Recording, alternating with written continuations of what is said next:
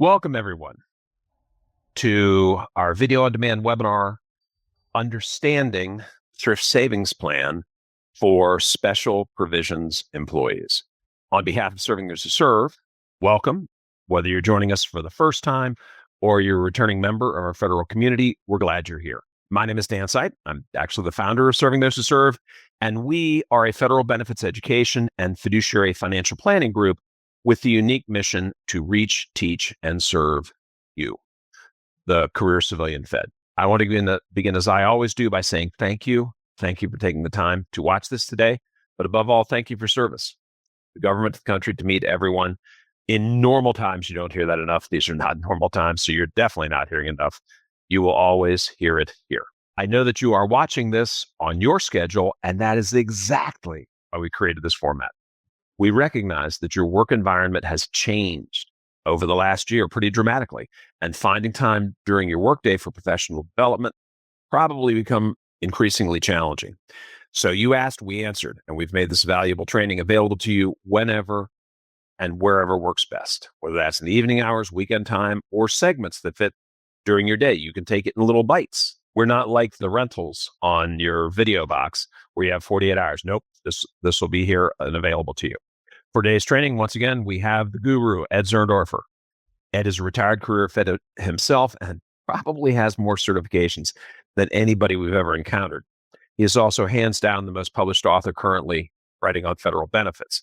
You have no doubt read his work in the Fed Soup, federalnewsradio.com, My Federal Retirement, Federal News Network, and perhaps most importantly for us in the Fed Zone, and you can find that at fed-zone.com.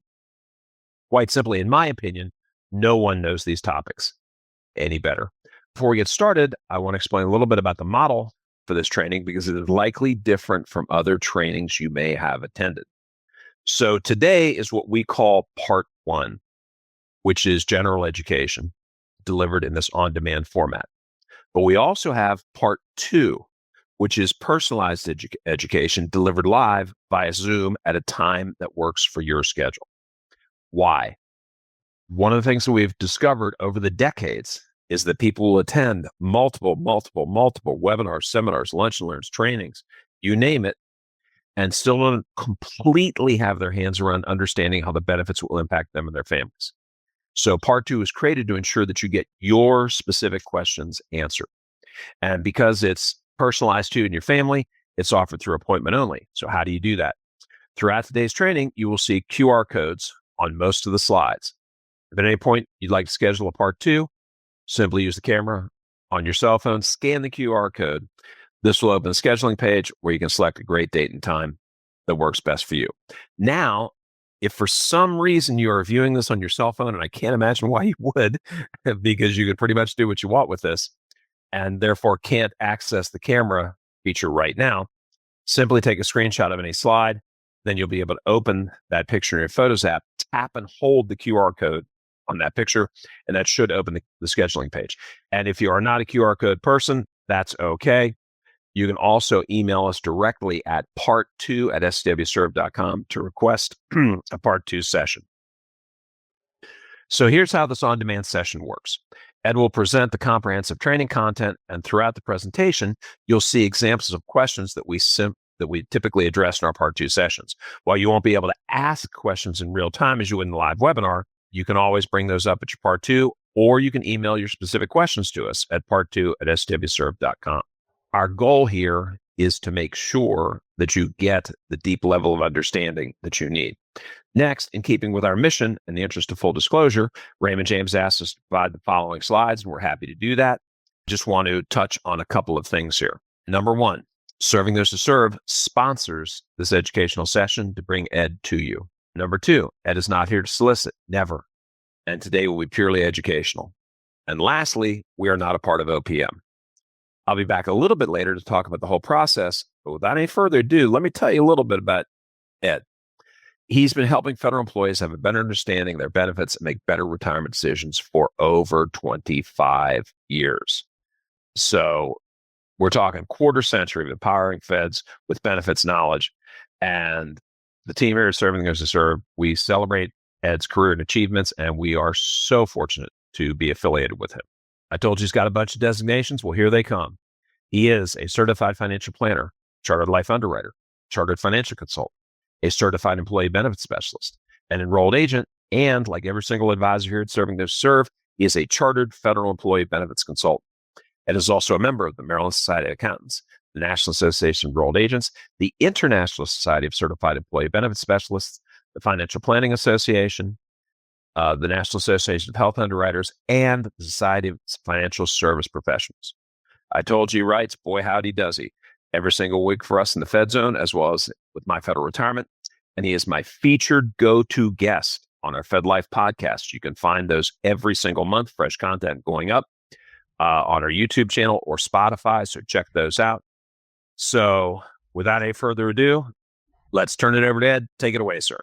Thanks very much, Dan. Hello, everyone. Thanks for joining us to this broadcast of the Understanding the Thrift Savings Plan for Special Provision Employees. Before I get started, I want to thank Dan and all the people at Serving Those Who Serve for once again giving me this opportunity to do, in this case, a broadcast. I do webinars. I couldn't do any of these broadcasts. I couldn't do any of the webinars without the full support of Dan and the people at Serving Those Who Serve. So I want to thank them. And again, I want to welcome everyone. If you are a special provision employee, we created this broadcast for special provision employees with regard to the TSP, because while there are not major differences when it comes to the TSP for special provision employees versus non-special provision employees, probably the biggest difference is in terms of withdrawals from the TSP, taking the money out when you can do it without penalty. And we're going to be covering that today in today's broadcast during the last hour or so. Leading up to that, we're going to talk about contributions to the TSP. We're going to talk about your choices of funds. Ideally, you'll be putting your money into the funds that will result in you getting most growth out of your TSP account. And so again, while you cannot ask questions live, there are going to be some questions scattered throughout. And Dan will be talking about this Part 2 process, in which if you have follow-up questions, you can schedule a Part 2 meeting to get your specific questions about TSP answered. And we'll talk about that during the first break. Before we actually get started, I have some important websites up here on the screen. The first bullet there, www.tsp.gov, of course, is the website for the Thrift Savings Plan.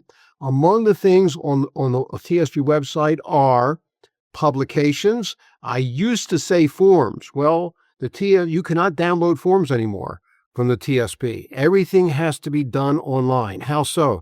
You establish your own account on the TSP website. It's easy to do, it's very safe, and you're encouraged to do so.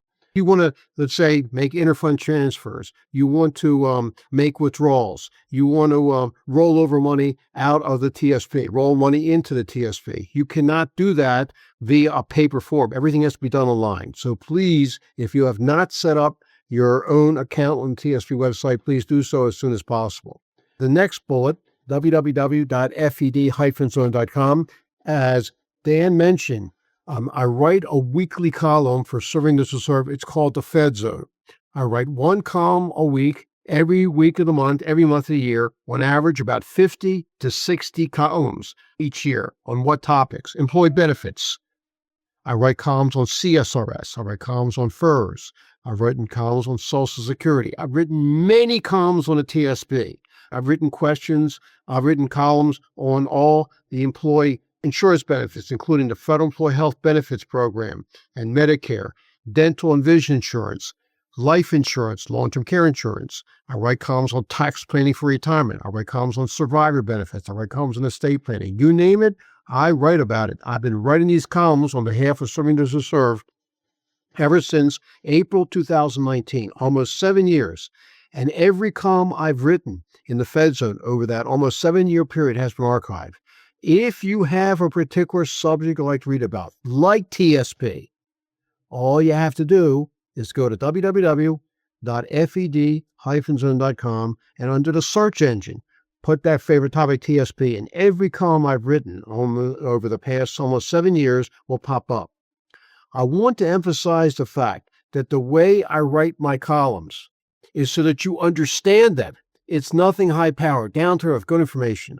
A lot of your questions about your employee benefits can be answered just by reading my columns. Ladies and gentlemen, let's be very honest with one another. If you're an employee and you go to your human resources office or your personal office and you have questions, some of the questions you asked human resources or personnel, they cannot answer, they will not answer, or should not answer. I'll give you an example. The TSP. You may have a question. Well, which fund should I put my money into? They're not financial planners. They can't answer that question. How am I the TSP withdrawals taxed? They're not accountants. They can't answer that questions. What are my options for taking my money out of the TSP? They don't know that.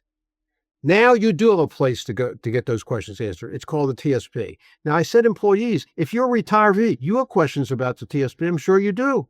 Where do you go to get your questions answered? Don't call the TSP because generally they do not answer questions, just specific questions about allocations, where to put the money in. A lot of times they answer questions about taxes as far as the TSP, and they're not supposed to do that. So again, you also as a retiree have a place to get your questions answered. It's called it's called the Fed Zone. So please take advantage of it. And finally, the last bullet there, www.stwserv.com. Among the things on that website are the webinars. We conduct on average about 4 to 5 live webinars each month. They're free. You can sign up as many times as you want. The more you attend these webinars, the ones that are given each month include FERS, and actually there is a special provision FERS webinar, but that's a recording. It's a recording. The regular FERS webinar, this is for non-special provision employees, is every month. And we have each month a TSP webinar. We have a webinar each month on tax planning for retirement. And we have a webinar each month on FEHB, understanding the Federal Employee Health Benefits Program, and Medicare. So again, they're free. You can sign up as many times as you want. And if you've never attended a live webinar before, and you didn't take it, we're going to be talking about this Part 2 process. At that point, you can sign up for the Part 2 process. Also on the website there, Serving to Serve, are podcasts. As Dan mentioned, he and I do a monthly podcast together every month. We talk for about an hour and a half. And what do? We review my recent Fed Zone columns. Dan asked me some questions about the columns. We review it. You can learn a lot by listening to podcasts. Dan also does podcasts with some other Serving Those Who Serve representatives, and they're pretty comprehensive. You can learn a lot by listening to the podcast. There's over 100 podcasts out there that you can listen to at your leisure. You can start listening to it. Maybe you want to take a break and come back to it. It's there all the time. And finally, there are blogs on the website there. Other Serving Those Representatives have written blogs, well written, on employee benefits. There are many blogs that are on the TSP. You can learn a lot by reading to those blogs. Here's the blog, ladies and gentlemen. There is a tremendous amount of information and opportunities on the Serving Those Who Serve website. We are here to answer your questions. We're here to educate. We're not here to sell. We are the only firm in this country that does this without any idea that you have to buy something. Again, we're here to help. That's why we're called Serving Those Who Serve. And with that, let's go ahead and get started and talk about the TSP. All right. Before we actually get into the meat here, we have to read a statement. The Thrift Savings Plan is a retirement savings and investment plan for federal employees and members of the uniformed services, including the Ready Reserve.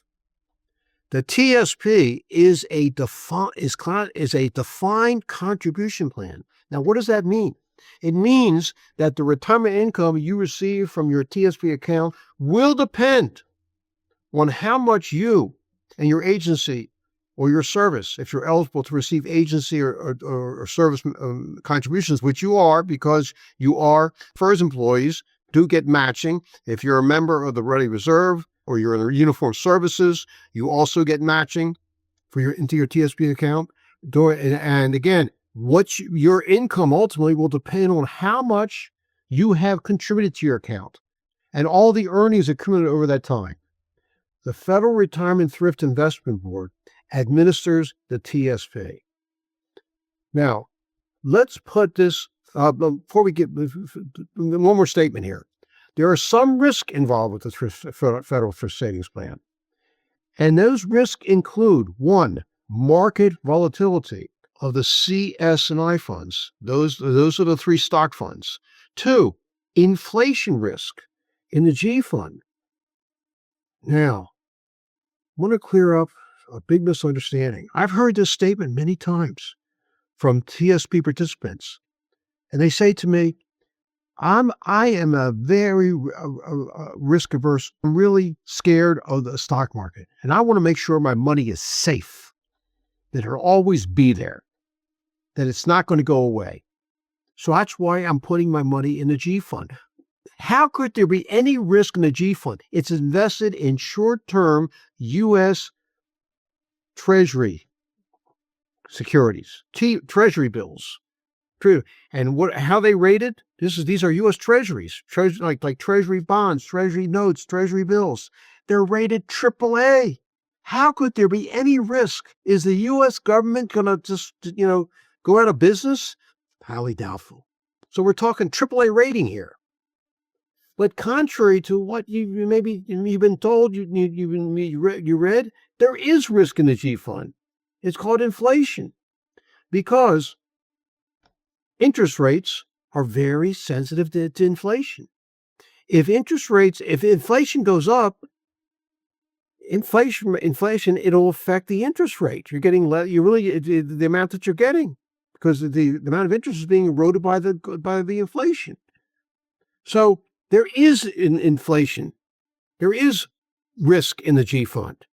There's risk in the I fund. Why? The I fund is invested in bonds, in good quality corporate bonds. What's the risk there? Interest rate fluctuation. There's a relationship between interest rates and bond prices. If interest rates go up, bond prices go down. If interest rates go down, bond prices go up. Inverse relationship. There's credit risk in the F. I'm sorry, I meant the F fund, not the I fund. The F fund. There's credit risk also in the F fund, and for a mix of these risks for the life cycle funds, because the life cycle funds are made up of a combination of the CS&I funds. There are 10 life cycle funds, starting with L income, L 2030, L 2035, L 2040, L 2045, L 2050, L 2055, L 2060, L 2065, and L 2027. The further you go out, like L 2045, L 2050, most of the money will be allocated in the CS&I funds, the stock funds. The closer you come in, like L income, L 2030, most of the money will be in the G and the F fund. There are penalties for early withdrawals and loan defaults, which can also trigger federal and state income taxes. So there are risks involved. Okay. All right. Now, we have to review one thing here when it comes to special provision employees under FERS. I'm bringing this up because FERS employees, unlike employees from the other retirement system, CSRS, that I was a part of, FERS employees get an automatic 1% of their annual or their SF50 salary. This is their SF50 salary each year. You get an automatic 1% of that contribution from their agency, whether they contribute or not. And then FERS employees also get matching from the agency. What's the match? 4%, maximum 4%. In order to get the maximum match of 4%, you, the FERS employee, must contribute at least 5% of your pay each pay date. Now, employees under the old system, CSRS and a subset of that, CSRS also, do not get matching. So I wanted to make sure that, I'm sure you are, because as a special provision employee, you have a mandatory retirement, and that is, I think for air traffic controllers, it's 55. For law enforcement officers, firefighters, Customs and Border Patrol officers, it's 56, maybe as much as 57. But the point I want to make is that anybody who was hired into federal service before January 1st, 1984 was put under the old system. Anybody coming to the government after December 31st, 1983 as a special provision employee was put into the new system. So given the fact that there's such mandatory retirement, we're not even going to talk about CSRS employees in terms of the TSP because it's not relevant here. Okay. So these employees, law enforcement officers, firefighters, air traffic controllers, and Customs and Border Patrol officers come under the classification of a public safety employee. Okay. Now, one thing you should check though, because it's possible and this has happened, you could have been put in the wrong retirement system. And I always tell, whenever I do FERS retirement webinars and we have a special provision for a FERS broadcast available, I always tell the people attending the broadcast or a live webinar to please check your most recent SF50, your form SF50, to make sure you got the right code. Okay, right code. Those FERS employees who were hired, FERS employees who were hired before January 1st, 2013, are called regular FERS employees. And you have a code, and this is where you find it on your SF50. If you are a law enforcement officer or a firefighter, you should have the code M in box number 30. If you're an air traffic controller, you have a code in box number 30 on your SF50 of L. And if you are a Customs and Border officer and you were hired into federal service as a special provision employee before January 1st, 2013. Next, if you were hired into federal service as a special provision employee during the year 2013, you're what is called a FERS Revised Annuity Employee, FERS RAID for short. And here are your codes. If you are a law enforcement officer or a firefighter, you should have in box number 30 the code MR. If you are an air traffic controller and you were hired during the year 2013, you should have the code LR in box number 30. And if you are a Customs and Border officer and you were hired during the year 2013, you should have the letters OR in box number 30 because you are FERS RAID employees. And finally, if you were hired at the federal service as a special provision employee anytime after December 31st, 2013, you are what is called a FERS Further Revised Annuity Employee, FERS FRAG for short. And here are your codes. If you're hired after December 31st, 2013, either as a law enforcement officer or a firefighter, you should have the letters MF in box number 30. If you're hired as an air traffic controller and sometime after December 31st, 2013, you should have the letters LF in box number 30. And finally, if you're hired after December 31st, 2013 as a Customs and Border officer, you should have the letters OF. Please check those codes given when you were hired, given your occupation, because if you have the wrong code, you need to go to your human resources or personal office to get it fixed. You don't want to wait on this. So please let that be one of your first assignments. All right. So now let's get into the TSP. All right. I have on the screen here something called the retirement tripod. Called the retirement tripod. As you know, a tripod has three sides to it.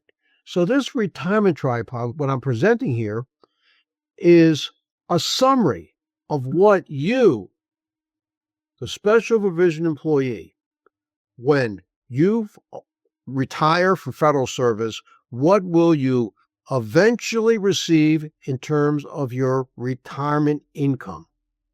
Here, you're not working anymore. You're fully retired. The only income that's coming in is retirement income. Well, of course, you might have some investment income, interest, dividends going in, but I'm talking about you're not working. You're not getting any salary income. You're retired. So where's all this? Where's your retirement income going to come from? Well, let's go to the top. Okay. If you retire from federal service as a CSRS or service offset employee, like I was, you get what's called a CSRS annuity. If you worked as a FERS employee, so that's what today we're talking about, FERS employees who are special provision employees, and when you retire from federal service, you're going to get something called the FERS annuity. The FERS annuity. Some of you currently or will be military retirees. When you retire from the military, either from active duty or you're a reservist, you get what's called reserve retirement pay. Starting at age 60, you get something called military retirement pay. Now, there's a reason I put those three types of the two annuities and military retirement pay on top of the tripod, because a CSRS annuity, a FERS annuity, a military retirement check is a guaranteed pension. What do I mean by a guaranteed pension? It means exactly that. It's guaranteed. Guaranteed by who?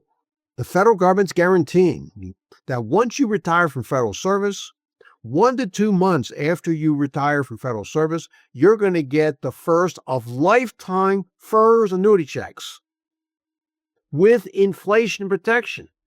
Ladies and gentlemen, this is a blessing from heaven. Believe me, every night before I go to bed, I thank the good Lord that I have been receiving for the past 20 years. I've been retired now 20 years. That I'm getting this guaranteed pension in the form of a CSRS annuity. Knowing, and this is why I'm so grateful, knowing that it's always going to be coming in. I'm not going to outlive it. How could you outlive it? What do you mean outlive it? Well, is it possible when you retire from a company, let's say your company gave you some type of retirement plan. Ever heard of a 401k plan? 403b plan? A private company does not have to give you a retirement. They don't have to. But if they do, it'll be in the form of something like a 401k plan, 403b plan, 457 plan. But here's what you got to know. That, unlike your FERS annuity, there is no guarantee that the income that's coming out of a 401k plan or 403b plan, the TSP, because the TSP is also in this category, will last forever. No guarantees here. No guarantees. So the TSP is classified as a defined contribution plan, meaning what? You're going to get as much out of your TSP once you do retire, according to what? How much you contributed all these years when you were working for the federal government. Now, you're working as a special provision employee. Maybe you're going to change jobs. Maybe when you're forced to retire, you reach 55, 50, 67, you might get yourself another federal job. Well, that's great, because as long as you work for the federal government, you can still put money into the TSP. But my point is, again, the more you contribute to the TSP,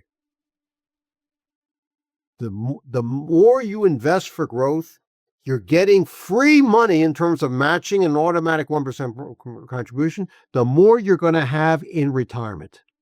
This is so important. What else is going to be part of your retirement income? Well, look down here. IRAs. A lot of misunderstanding out there about IRAs. I've heard this from federal employees. Ed, I put money into the TSP.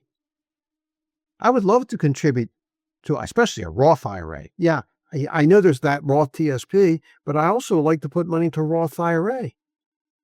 I was told because I put money into the Roth TSP, or if I put money into the traditional TSP, I can't put money in traditional IRA. I put money into Roth TSP, I can't put in Roth IRA. Nothing can be further than the truth. IRAs have their own rules, own limits. You can contribute to both. And you should in many ways, for sake of that. You have more investment choices, especially with the Roth IRA. And there's also savings and investments. Ideally, you're putting money away also outside retirement. All right, and the final thing on this retirement tripod, on the lower left side, is Social Security. Now, I want to point out that Social Security was never designed to be a retirement system. Yeah, we're hearing all these stories that Social Security is going to go broke. Well, I feel bad for the people who are told that's all you need is Social Security. That's all you need. Nothing can be further from the truth. Nothing can be further from the truth. Social Security is there to supplement your other sources of retirement income, like your FERS annuity, like TSP, IRAs, they're to supplement. So that wraps up, it summarizes what your retirement income is going to come from. I'm going to show you one other slide here in terms of how the TSP is important. On this slide here, on this graph, I have here on the x-axis, I call it, this is the x-axis. This is one's age. And right here on the y-axis, we have one's salary. And you can see somebody here is 45 years old, earning about, $55,000, and they intend to work, let's say, to their mid-50s. Their salary's going up. And then let's say they're thinking seriously about retiring around 55 to 60. 55, 60, and they start drawing their FERS annuity. They're going to get their FERS annuity supplement. They're not getting Social Security yet. Maybe they have some other outside investments or drawing investment income, et cetera, et cetera. And this yellow line here represents the cost of lifestyle declining as you get older. As you get older, when you're first retired, you're all gung-ho, traveling, doing things you couldn't do when you were working, right? And if you have to fill in any gaps in your income because of your spending habits here, it's going to come from the TSP. That's this red section here. TSP can fill the gap. Going back here, when you retire from federal service, your FERS annuity, if you retire, let's say with 25 to 30 years of service as a special provision employee, you'll probably take that your annuity will probably place anywhere from 35 to 45% of your high 3 average salary. That's what your FERS annuity, 35 to 40%, I'll say, of your final year salary. Use that. And then you get the retirement annuity supplement. So you're getting up to probably close to 60% of replacement of your salary. The TSP, in my opinion, it's going to fill in any gap. It fills in the gap between before you get to Social Security. And when you get to Social Security, then at that point, you don't have to take as much out of the TSP. We're going to talk about the Roth TSP. You never have to take money out of the Roth TSP. But notice something here. It says the cost of living is going down here. The cost of living is going down. And by the time you get to the 80s, it's down here. But watch my pointer here. I have the pointer up here. There's an 800-pound gorilla up there. An 800-pound gorilla. And what is that 800-pound gorilla? It's called the cost of long-term care. Question. Have you bought any long-term care insurance? Well, you can't buy it from the federal government now because it's been in shutdown. It's been in hiatus. No new applicants can be accepted. It started back in December 2022. Supposedly, it's going to reopen in December, this coming December 20, I think, 19, 2026. It's expensive. You have to qualify for it. You may not qualify for it. You may not be able to afford the premiums. So what are you going to do? Let's say you are in your 40s and early 50s now. Now's the time to think about it. Most people have a need for long-term care in the early 80s. Well, what I'm recommending, and we have a broadcast on long-term care that you can listen to, but I suggested in that broadcast that instead of trying to buy long-term care insurance, if you can't afford it, you're not insurable, self-insure using what? The Roth TSP. The Roth TSP. So the Roth TSP, which we'll talk about here in a few moments, is going to be a substitute for long-term care insurance. The advantage of that is maybe you don't need long-term care insurance. That means you don't have to take money out of the Roth TSP. You never have to take money out of the Roth TSP, but it's there just in case. All right. So I got your interest now, I'm sure, about the TSP. So let's talk about, first thing we're going to talk about is contributions to the TSP. Okay. All right. Let's get a general overview of the TSP. Both CSRS and FERS employees are eligible to participate. FERS employees receive an automatic 1% of their SF50 salary contribution from their agency and matching contributions. Who can contribute to the TSP? Again, permanent employees, not temporary employees. Whether you are full-time or part-time, as long as you're permanent, you can contribute to the TSP every year. There are contribution limits that they go up every year. Let's review the contribution limits for the year 2026. All employees, full-time, part-time, permanent employees, no matter what their ages, can contribute. These are called the elective deferrals. Elective deferrals. Maximum amount that are elective deferrals that have to be deducted from your paycheck. You cannot write a check out from your savings account or a checking account. Any contributions you make to the TSP have to come from your paycheck, either into the traditional TSP or the Roth TSP or a combination of both.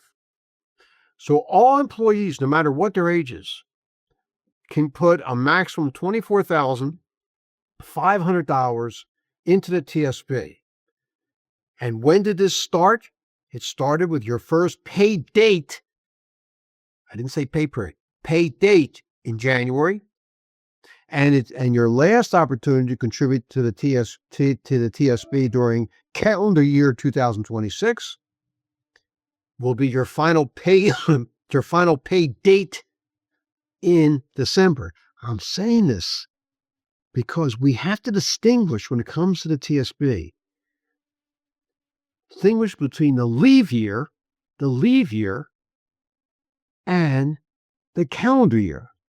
We get paid on a cash basis. When you get your paycheck every 2 weeks, it's that's based on the calendar year because we get paid on a cash basis. Let me give you an example. At most agencies, the 2026 leave year started on Sunday, January the 11th, 2026. That was the first pay period for leave year 2026. Now, sometime between January 1st and January 10th, you received a paycheck.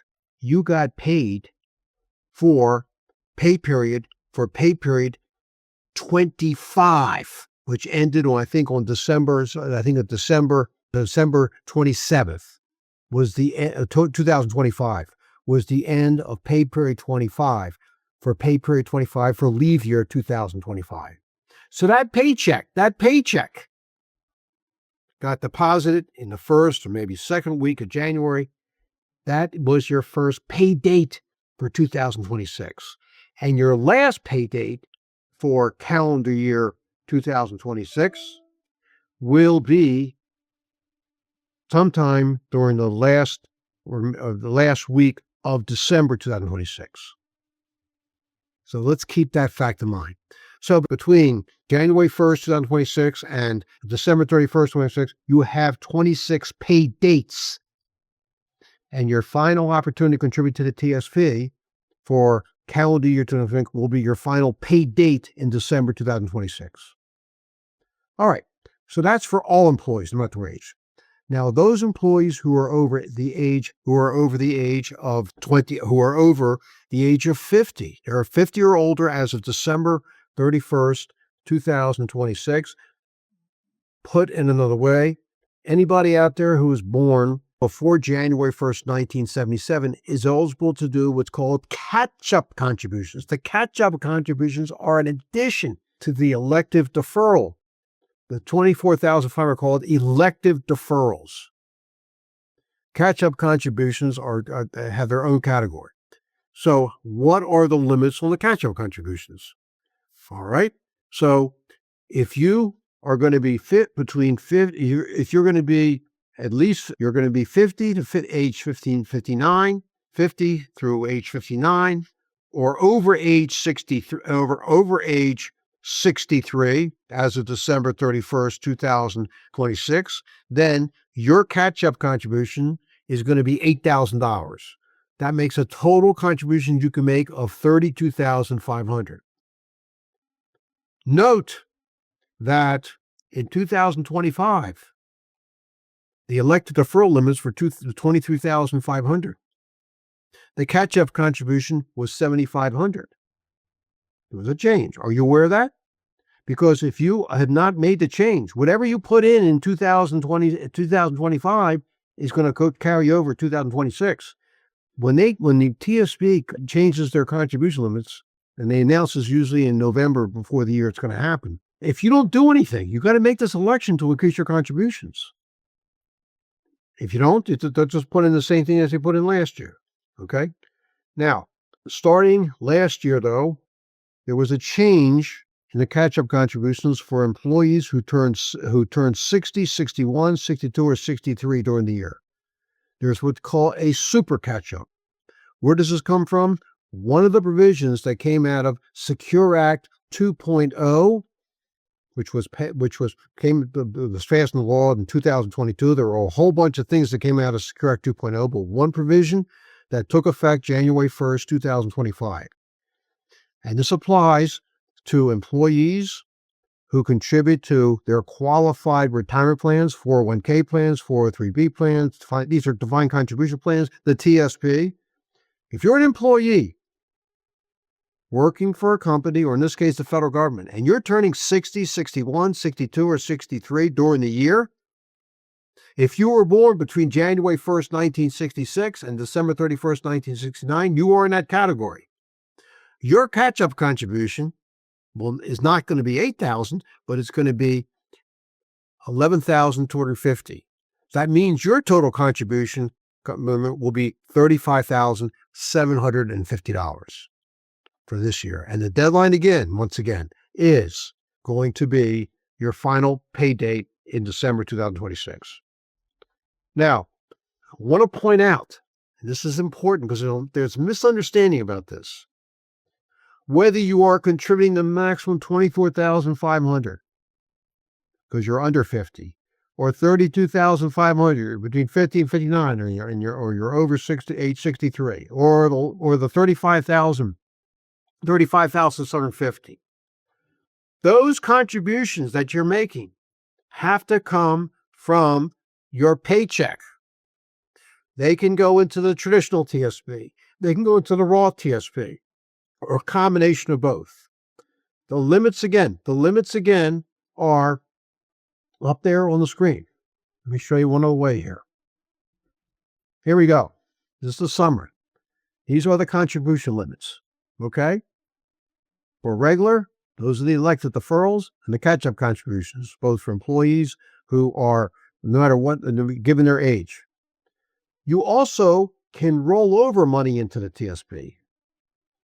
Roll over what? If you have money in a traditional TSP, you have money in a traditional IRA, or you used to work for a private company and you put money into their traditional 401k plan or traditional 401k plan, the TSP allows you to directly roll over money from those previously that plans used to participate in into your traditional TSP account.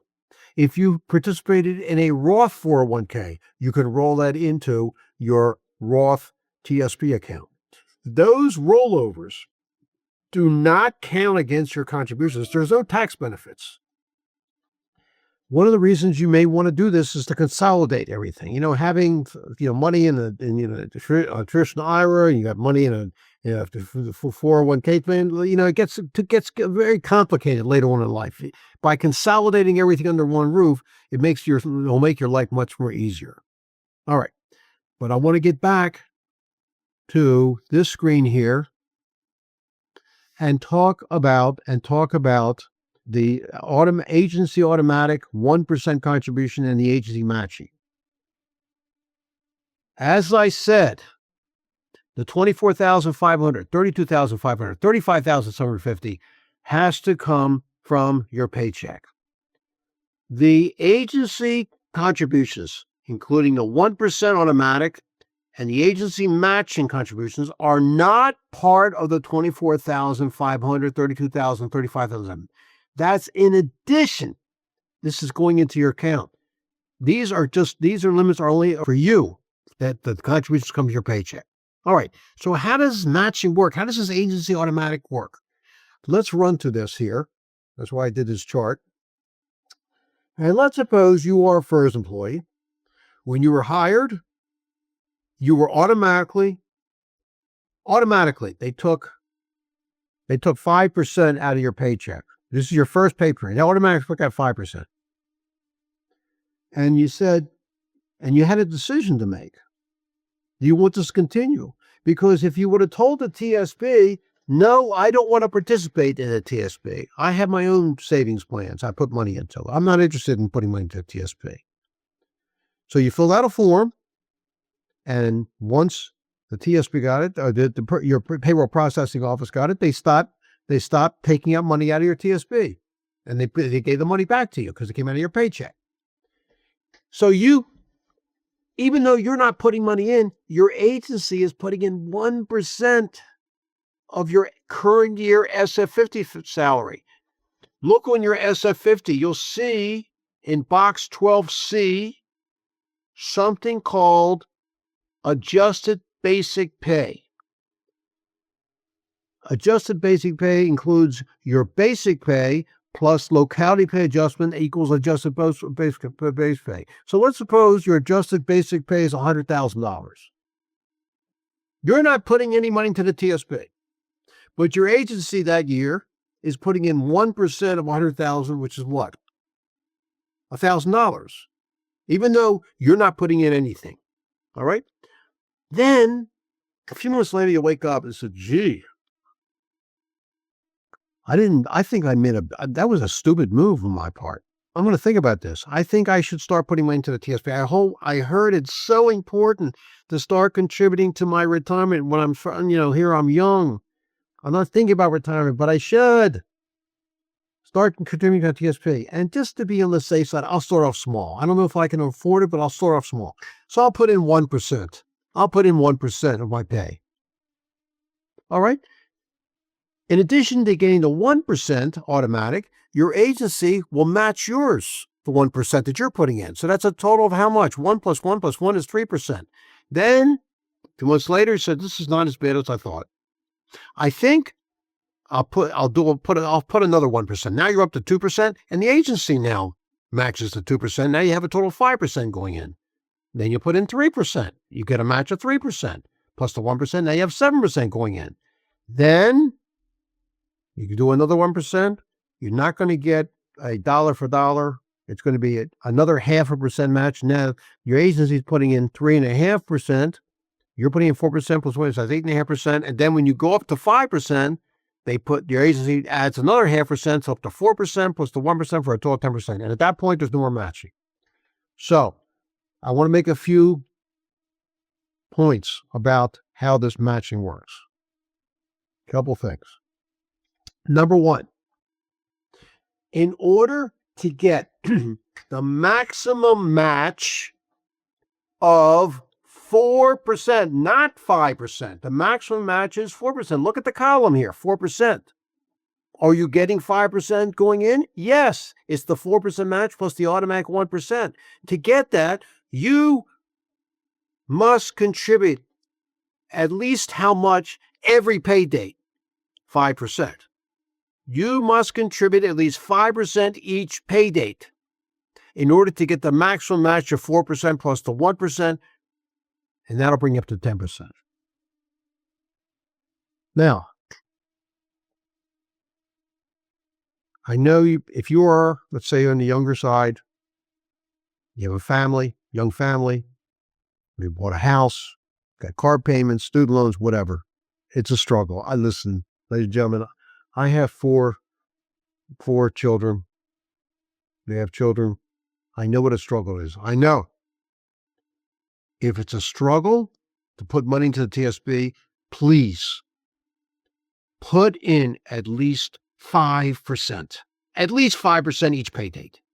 Because if you do, it will result in how much going in for the year, 10%. The matching is free money. It's a bonus. If you can do more, please do so. The TSP is fantastic, low cost.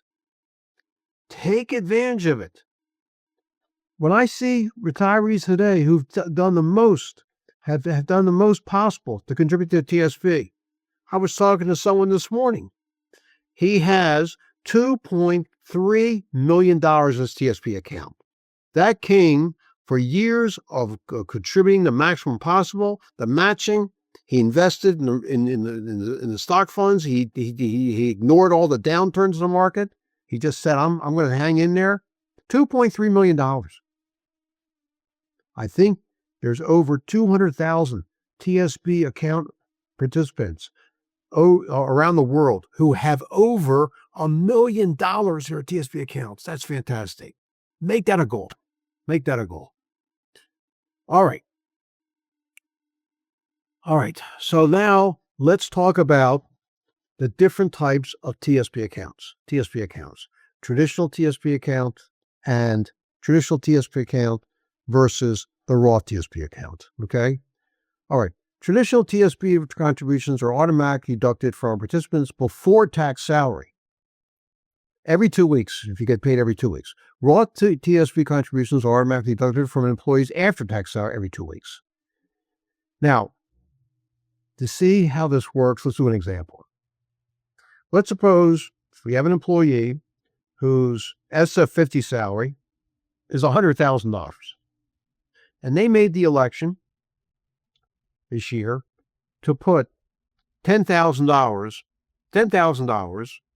into the Roth, into the traditional TSP.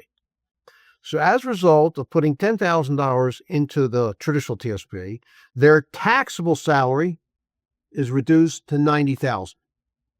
And the money will go into the funds that the person allocates, CS and I funds, F and G funds, and their account's going to start accrue earnings, interest, dividends, capital gains, and nothing is going to be taxed. Nothing. First of all, you're getting your taxable salary has been reduced from $100,000 down to $90,000. And those earnings are going to go, everything is going to start accruing over time. Nothing is going to be taxed until the money is taken out after age 55. We're talking about tax-deferred compounded growth. That's the traditional TSP. The same person says, I want to put the other $14,500 into the Roth TSP. So what is their taxable salary going to be now? We said it was reduced to $90,000. So what's going to happen when they put $14,500 into their Roth TSP account? Their taxable salary is going to remain at $90,000. So what's the big deal about the Roth TSP? The big deal about the Roth TSP is the fact that any earnings you accrue in the Roth TSP account, interest, dividends, capital gains, are going to grow over time tax-free. It's called tax-free compounded growth, provided that the Roth TSP participant withdraws their Roth TSP account after age 59 and a half. They don't have to withdraw it. The traditional TSP is subject to required minimum distributions. The Roth TSP account is not. So the downside of the Roth TSP, you're getting no tax breaks when you put the money in. Nothing is deductible. Well, right now, currently, and for the next probably 4 or 5 years, our tax rates are still low. But our tax rates in this country are going to be going up. They have to. We can't live in this deficit forever.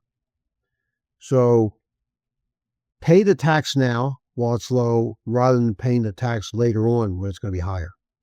We're going to get into a more detailed discussion about this here in a moment. Okay. All right. Okay. You want to say one more thing here before we go into this comparison between Roth TSP and traditional TSP. Let's read what it says here on the screen. Secure Act 2.0. Here's another thing that came up. Here is another thing that came up with Secure Act 2.0. Talks about the catch-up contributions. Okay. Secure Act, let's read what it says here. Secure Act 2.0, Section 603. Eligible catch-up contributions must be Roth contributions if one's prior year Social Security wages from TSP eligible positions are above a certain threshold. What does that mean? Starting January 1st, 2026, this year, eligible catch-up contributions must be Roth TSP, must be Roth TSP contributions if a TSP participant's prior year wages from eligible TSP positions are above a certain threshold. The IRS adjusts this wage threshold for inflation and will announce it next year. For 2025 wages, the threshold is $150,000. So let me explain what this means. Let's suppose you're over age 50 this year, and last year you worked for the federal government. And it turned out last year that your wages were over $150,000. Now, what wages are we talking about here? If you look at your W-2 statement, and by now you have received your W-2 statement. As you know, when your W-2 statement, there are a lot of boxes. Most people are concentrating on box number 1, which is taxable wages. They're looking at box 2, federal income tax withheld. They don't look much at box number 3. It's called Social Security wages. And then it has in box 4, Social Security taxes, FICA taxes withheld. Box 7 is Medicare wages, and then in box 8 is the Medicare hospital insurance tax deducted. All right. So here we have a federal employee, let's say a special provision employee, who is over 50 this year, during 2026, and it turned out last year that they made a nice salary. And their salary, let's say, was $160,000. Let's say $160,000. Now, they contributed. Let's say they contributed $20,000 to the TSP last year. Which TSP? To the traditional TSP. So what's going to be their taxable wages? $140,000. That's on box 1, because any contributions you make to the traditional TSP reduce your gross wages for purposes of computing your taxable wages. All right. And that person is FERS. So what would be their Social Security wages? What would be their Social Security wages? $160,000. When you contribute to the traditional TSP, the only contributions you make to the traditional TSP are still subject to Social Security tax. Contributing to the traditional TSP does not reduce your Social Security wages. It does not reduce your Medicare wages. So therefore, this person who worked for the government last year has Social Security wages that exceed $150,000, and the law says that this year, this individual, up to $24,500, this is before they reach the point of catch-up contributions, can go to the traditional TSP, can go to the Roth TSP. But starting anything after the $24,500, this starts the catch-up contributions, has to go to the Roth TSP. It cannot go to the traditional TSP. This is what the law says. Okay? Law says. Now, if I have somebody out here listening today who didn't work for the federal government last year, they worked for a private employer, they could have earned any amount of money. Their Social Security wages could have been anything. Below $150,000, more than $150,000, makes no difference, because they are not subject to the law. It only applies, this law, to individuals who are working for the same employer this year as they did last year, whose Social Security wages exceeded $150,000. We're going to be talking about other provisions that came out of Secure Act 2.0. All right. So again, traditional TSP uses before tax dollars. Roth TSP uses after tax dollars. All right. So now let's do a little comparison. I did a little comparison study here to help you understand the differences between a traditional TSP and a Roth TSP. And the goal here is to find out which type of account, traditional Roth, is not better, is more appropriate. Please do not use the word better here. They're both good.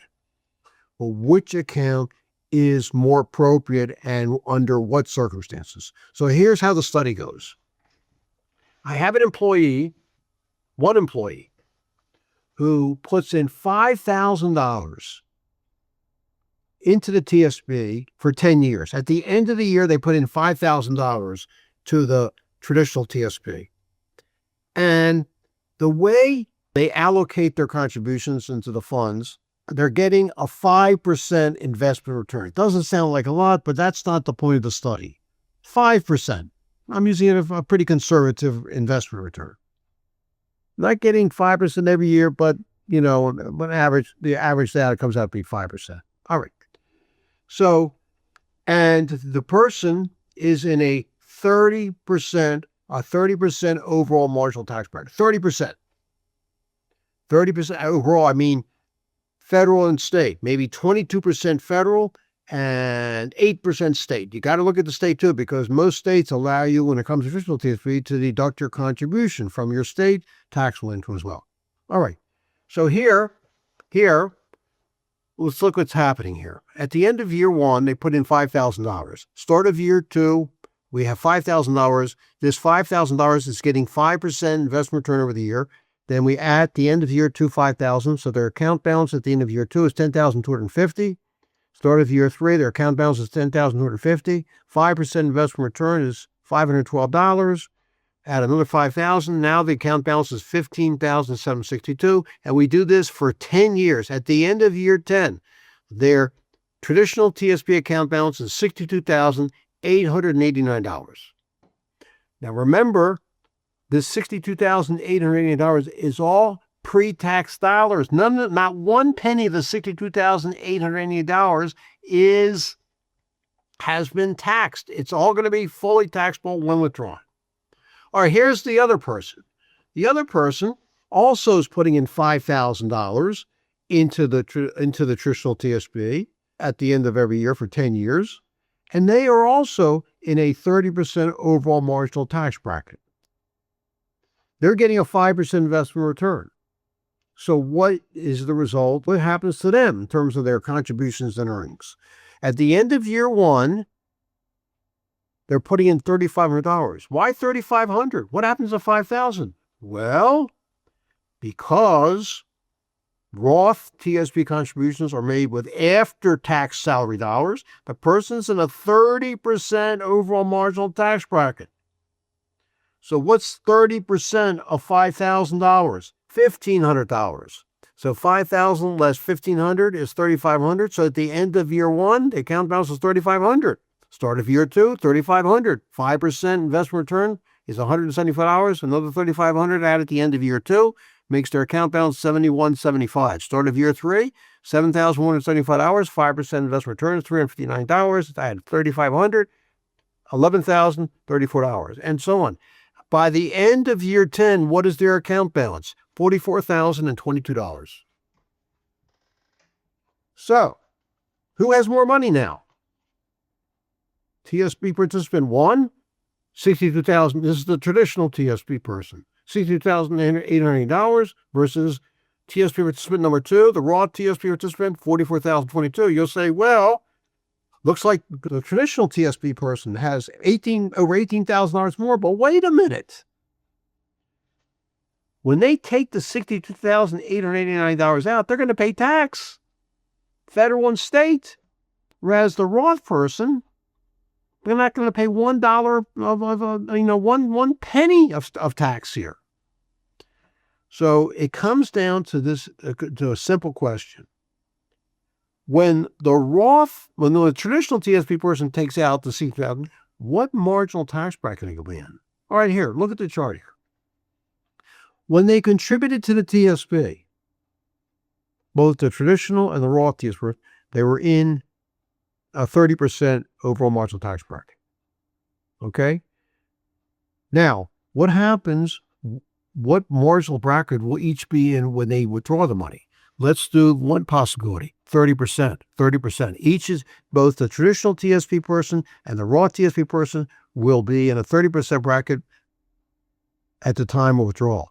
But remember, though, the Roth TSP, this is irrelevant because they're not paying any tax at all. We got to concentrate here with the traditional TSP person.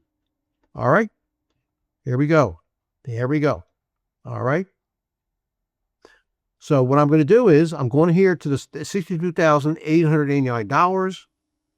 And what I'm going to do is I'm going to take 70% of that. Why? Because 30% is going to be chopped off for taxes. So if I take $62,889 multiplied by 0.7, 70%, I come up with $44,022. The same thing as what the Roth person has. So what can we conclude from this? We conclude the following. If a TSP participant is going to be in the same overall marginal tax bracket when they withdraw the money from their TSP account versus their overall marginal tax bracket when they contribute to their TSP account, it makes no difference. You're going to end up with the same result. All right? That's one possibility. How about if the traditional TSP person is in a 15% overall marginal tax bracket when they take the money out? So now I'm going to go back and take 85% of $62,889. Take 85% of that because only 15% is coming out, and that's going to leave, after you take out 15% worth of taxes, $53,456. 53456, which is about $9,000 more than what the Roth person has. So what can we conclude from that? It means if a TSP participant expects to be in a lower overall marginal tax rate, you say, how could that be possible? Well, they have less income. They went from, let's say, a 22% marginal tax when they contributed. Now they're in a 15% tax bracket, and they moved to a state that has no state income tax. There are about 12 states out there that have no income tax. That's where they live, so they don't pay a state income tax. All right. And the last possibility is the traditional TSP person is in a 40% overall marginal tax bracket. 40% of overall marginal tax bracket.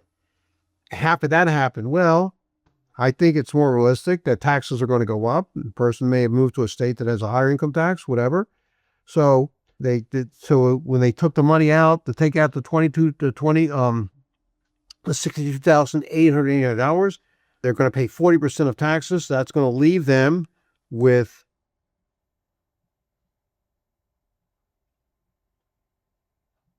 about $37,730. $37,730, which is $7,000 loss, less than the $44,022 what the Roth person has. What can we conclude? We conclude the following: that if a TSP participant expects to be in a higher overall marginal tax bracket by the time they withdraw from their traditional TSP account versus their overall marginal tax rate when they contribute to it, higher when they take the money out compared to when they put the money in, then the Roth account is more appropriate. Ladies and gentlemen, I'm not a betting person, but this one I feel tax rates in this country are eventually going to have to go up. And that's why I'm asking all TSP participants, while you're still contributing to the TSP, to start putting money into that Roth account. I'm not saying put all of it. I mean, you got to worry also about your taxes. If you're filing your taxes and you owe a whole bunch of money, owe more than $1,000, you better start thinking putting more into the traditional account to cut down your tax liability. You don't want to pay any penalties. On the other hand, if you got a big refund back, couple $1,000, then you can really afford to put more money into the Roth TSP. Again, the issue for special provision employees, what will be their overall federal marginal tax bracket at the time of TSP distributions? That's what you got to ask yourself. Look ahead. I think you're going to be, my feeling is that you're going to be in a higher overall marginal tax bracket. Other considerations, special provision employees who retire with 25 or more years of service at any age, or age 50, who's between 20 and 25 years of service, can make penalty-free withdrawals from their traditional TSP accounts, but have to wait to age 59 and a half to make penalty-free withdrawals from their Roth TSP accounts. Yes, when you retire as a special provision employee, you can retire at any age with 25 years of service.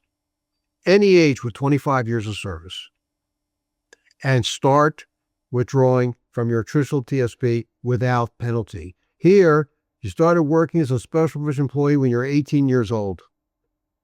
You're now turned 43 years old, and you are so anxious to retire, and you could start taking money out of that traditional TSP account, and with no penalty. Whereas the Roth account, you're going to have to wait till 59 and a half. Now, I just want to talk about the downside of that. Retiring at 43, it sounds so great. It sounds great. But you, God willing, could live well into your 80s, 90s, 50, 60 years. Will your TSP account last that long?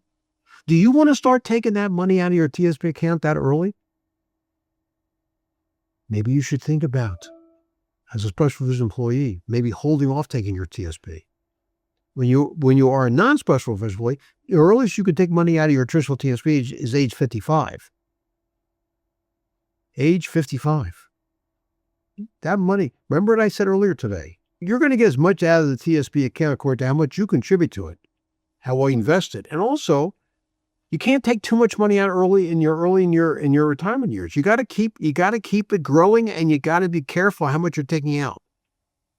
Try to avoid it. And if you end up getting another job when you retire relatively early, hopefully your new employer offers some type of retirement account. Think about putting money into the 401k, 403b plan, and then you could roll that money into your TSP account. Build up. You shouldn't say, I'm stopping to contribute my TSP if I retire in my 40s, early 50s. You got to keep funding it. And many states are raising their individual tax rates. Right now, where will a special provision employee be living after he or she retires from federal service and withdraw from the TSP account? But you got to worry about state tax rates too. Okay, Dan, I think it's time to look at the questions. Okay, folks, up on the screen, you see some examples of the questions. These are exactly the type of questions that we address in part 2, where we've encountered these. So remember, you can scan the QR code on a slide, schedule your part 2, or email us at part2@stwserve.com. What I'd like to do right now, though, is tell you a little bit more about that part 2 process that Ed's mentioned a couple of times now. So number one, it came about as a result of our observation over the decades now, serving this to serve, is that people come into trainings with questions like, what is it and how does it work? Well, then the information starts flowing. And those questions morph into, what's mine going to look like? And how is that going to impact me and my family? And that is exactly why we created part 2. So again, part 2 is called Personalized Education, and the focus is on education. Consists of 2 complimentary, no obligation meetings, one of the advisors serving this to serve to review your benefits. So today we're learning about TSP for special provisions employees, but we believe no retirement decision exists in a vacuum. All of these parts can influence your retirement. So we are going to discuss everything. To do so, we're going to create a comprehensive report for you covering all of your retirement benefits. So the first meeting is data gathering. I always tell people we're going to ask you to bring some information. Then at that second meeting, we're going to review with you in detail that benefits report. So obviously, we do some pension projections. We also talk about Social Security, TSP, FEGLI, health insurance, Medicare, survivor benefits, all included in the report. What I'd like to do here, though, is a little compare and contrast between the reports that you're used to from your HR, the various ones, and the one we offer. Those HR reports are great, incredibly accurate. But I have one beef, and that is they only show the first year of retirement, and you are going to be retired longer than 1 year. So by contrast, our report goes out much further, actually through age 90. And we will also give you multiple scenarios for different retirement dates as we're projecting out over the longer term what your retirement might look like. In addition, with regards to Social Security, some of the HR reports will give you a summary. And yes, you can always log into SSA.gov and track down some more information. But our report is going to bring Social Security and your pension together and also show you what future cost of living adjustments might be. And that is really important. So to sum up, we'll cover TSP for special provisions, but also FERS, survivor benefits, FEGLI, health insurance, you name it. And folks always want to talk a lot about TSP, traditional TSP, Roth TSP, Roth conversions. That's a big issue this year. What's the best way to get money out of TSP? Those are all things that we can talk about in these meetings. And again, there's no obligation. So Ed and I encourage people to take advantage of this. We've never met anybody that didn't learn something from a part 2. And best of all, meetings are held over Zoom, so you don't even need to go anywhere. So you can schedule them at times that work on your calendar. So to schedule a part 2 session, again, simply scan the QR code you see on the slides or email us at part2@swserve.com, and we'll send you a calendar link and we'll help you set it up. Now, Ed, I will turn it back over to you, sir. Take us into more great stuff. Thanks very much, Dan. Great information. Ladies and gentlemen, we really encourage the Part 2 process. As Dan said, I completely concur. We have never encountered anyone who was disappointed with the Part 2 process. We're here to answer your questions. So please, when in doubt, schedule it. I'm sure you'll walk away very satisfied. And we thank you, Dan, for that information. Okay, so let's pick up where we left off.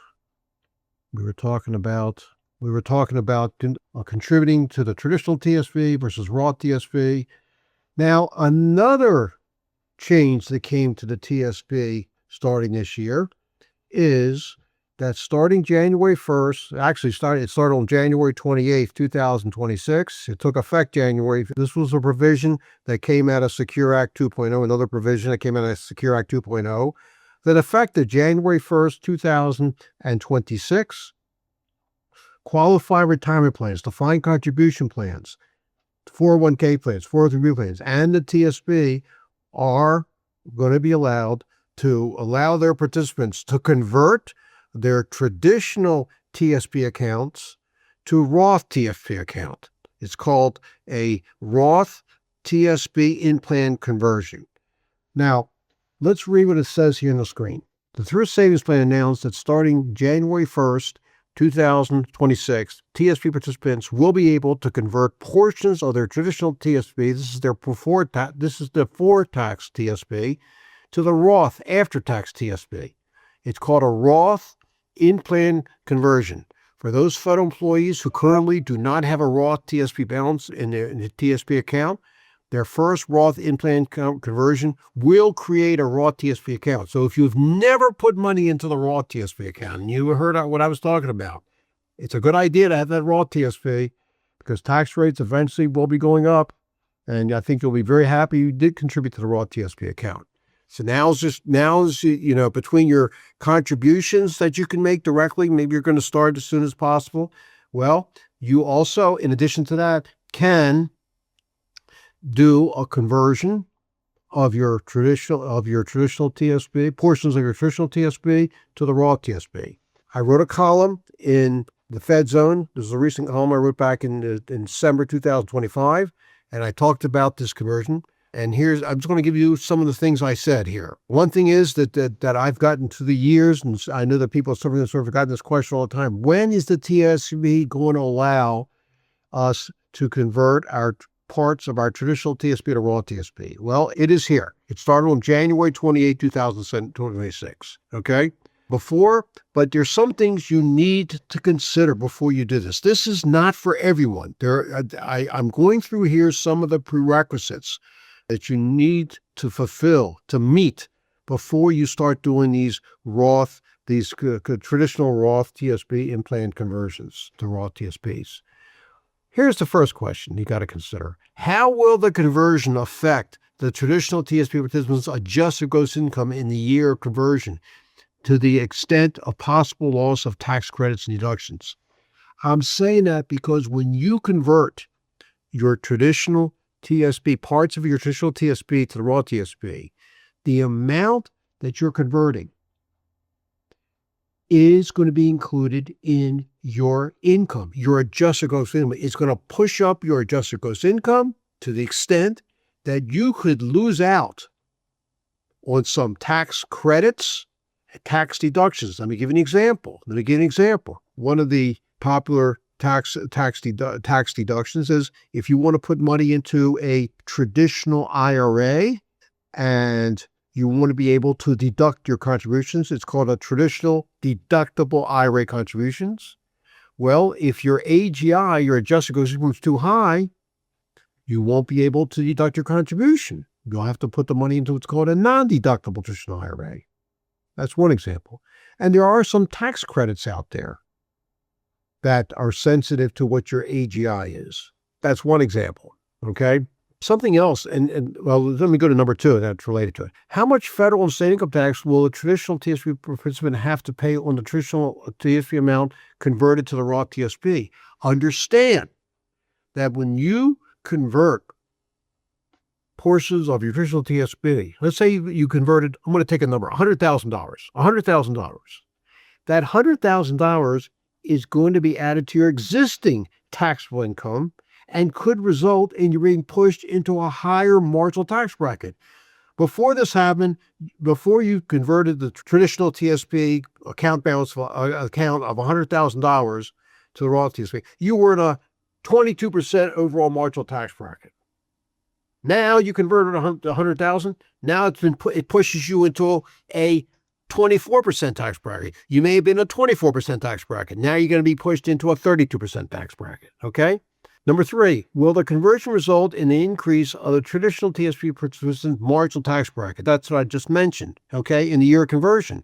If you want to know what the current tax brackets are, you can go to the IRS link here to know what the tax brackets are. Will the Roth TSP in-plan result in future year AGI increases, thereby decreasing future year Medicare Part B premiums? When you enroll in Medicare when you're at age 65, I know this is down the line for many of you, but you got to keep in mind that when you enroll in Medicare Part A, hospital insurance is free, but Medicare Part B, the medical insurance is not free. And what you pay for Medicare Part B, depends every year on what your previous year's adjusted gross income is. The higher AGI, the more you're going to pay for Medicare Part B. What's going to be included in your AGI? Look down the road here. When you are fully retired, what's going to be included in your AGI? Well, you're getting a FERS annuity check. That's going to be included in your income. You're getting a Social Security check. Yes, that is taxable. Don't listen to what the media said that now with the one big beautiful act that Social Security is no longer taxable. False. Social Security has been taxable for the past 43 years. It continues to be taxable. The one big beautiful act did not remove the tax on Social Security. And what else is going to be included in your income? You have interest income, maybe some dividends. How about a TSP? Will TSP be included in your income? Traditional TSP, but not Roth TSP. By having Roth TSP that you don't have to take out, but knowing that if you have to, it's not going to be included in your income. It could preserve what marginal tax bracket you're in, and preserve, I should say, your AGI to the point that you don't have to pay more for Medicare Part B. Okay. And number 5 is so important. Does the traditional TSP participant have a sufficient amount of liquid assets, for example, passbook savings or money market account, to immediately pay the federal and state income tax due on the conversion?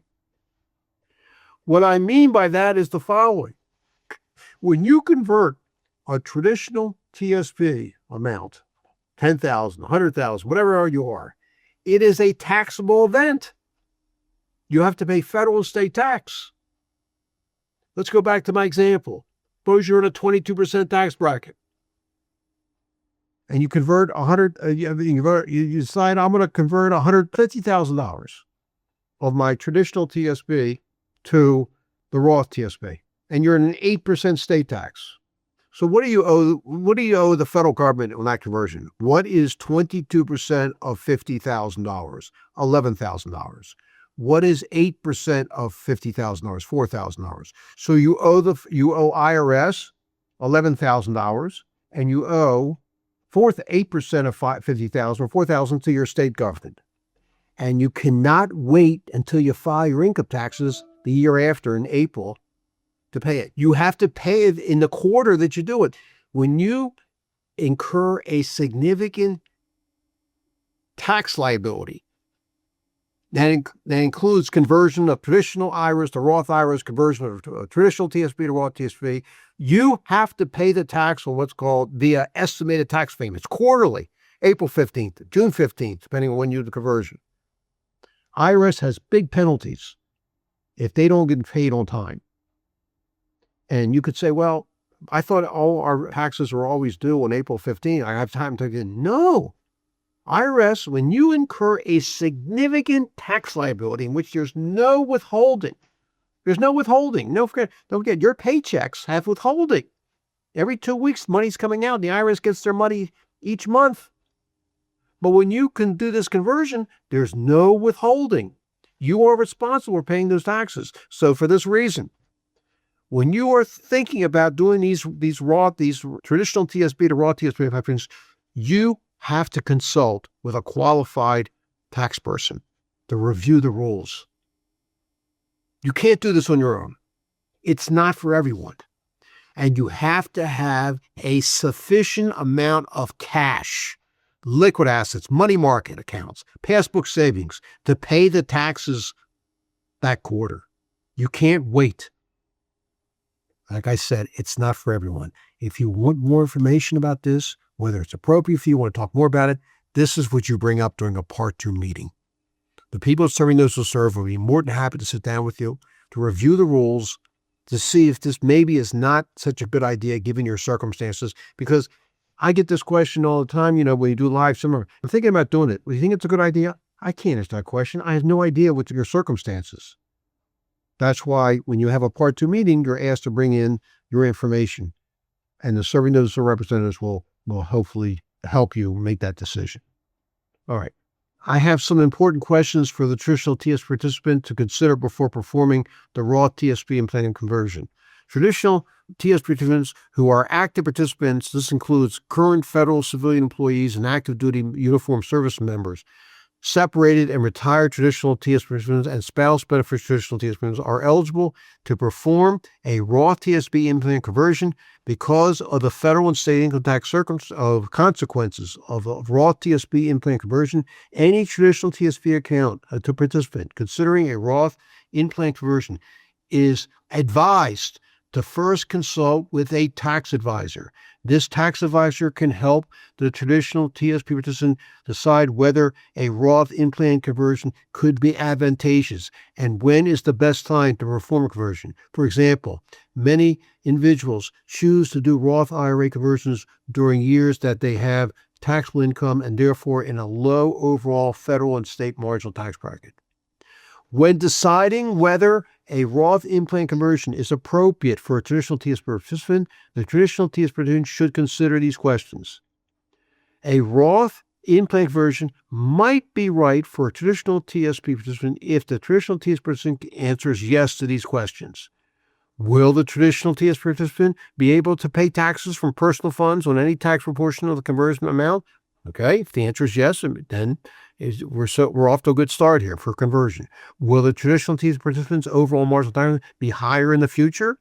If the answer is yes, then again, this conversion makes sense. Will the traditional TSP participant keep the conversion amount invested for at least 5 years, or does an exception to the 10% withdrawal penalty apply to the traditional TSP participant? Keep in mind that when you perform this conversion of a portion of your traditional TSP account, you have to wait 5 years 5 years before you can take the money out of the converted account. Every conversion you can do up to 30 per year conversions. Each conversion has a 5-year waiting rule before you can take the money out. Ideally, you're going to wait quite a long time before you'll take the money out. Let it keep growing before you take the money out.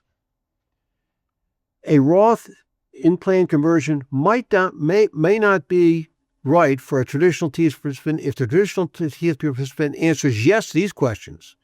Will paying taxes on the taxable portion of the conversion amount be a hardship for the traditional TSP participant? If the answer is yes, don't do the conversion. Will the traditional TSP participant's overall tax bracket be lower or the same in the future? In that case, don't do the conversion. If the answer is yes. Will the traditional TSP participant need to withdraw the conversion amount within 5 years? In that case, don't do the conversion. Does the traditional TSP participant have the option to make payroll contributions directly to the Roth TSP instead? If you have a choice here, which one to do, in my opinion, it makes more sense if you still have enough funds, you have not gone to the limits yet, that you should contribute to the Roth TSP. Remember, no matter what your income is, no matter what your Social Security wages were in 2025, no matter what you're over 50, you always can put money into the Roth TSP. Always. You don't have to do this conversion. Okay? All right. I'm not going to get into the rules of the 5-year rule. All right. Now I want to talk about suggestions to maximizing your TSP account. Some suggestions. This gets into we're going to talk a little about it, how you should be investing in a TSP. Okay? All right. So I want to make some suggestions how you can maximize your overall TSP account. Whether it's a traditional TSP account or Roth TSP account, makes a difference. You're putting money into the TSP. So how do you optimize in terms of optimizing your allocations, which funds to use? What do you do? Because your goal here is on the day that you retire, you feel that you've done everything possible to maximize your overall account. Remember, I said to this person this morning I was talking to, $2.3 million. You are to be congratulated. $2.3 million in his TSP account. He actually retired on December 31st, 2024.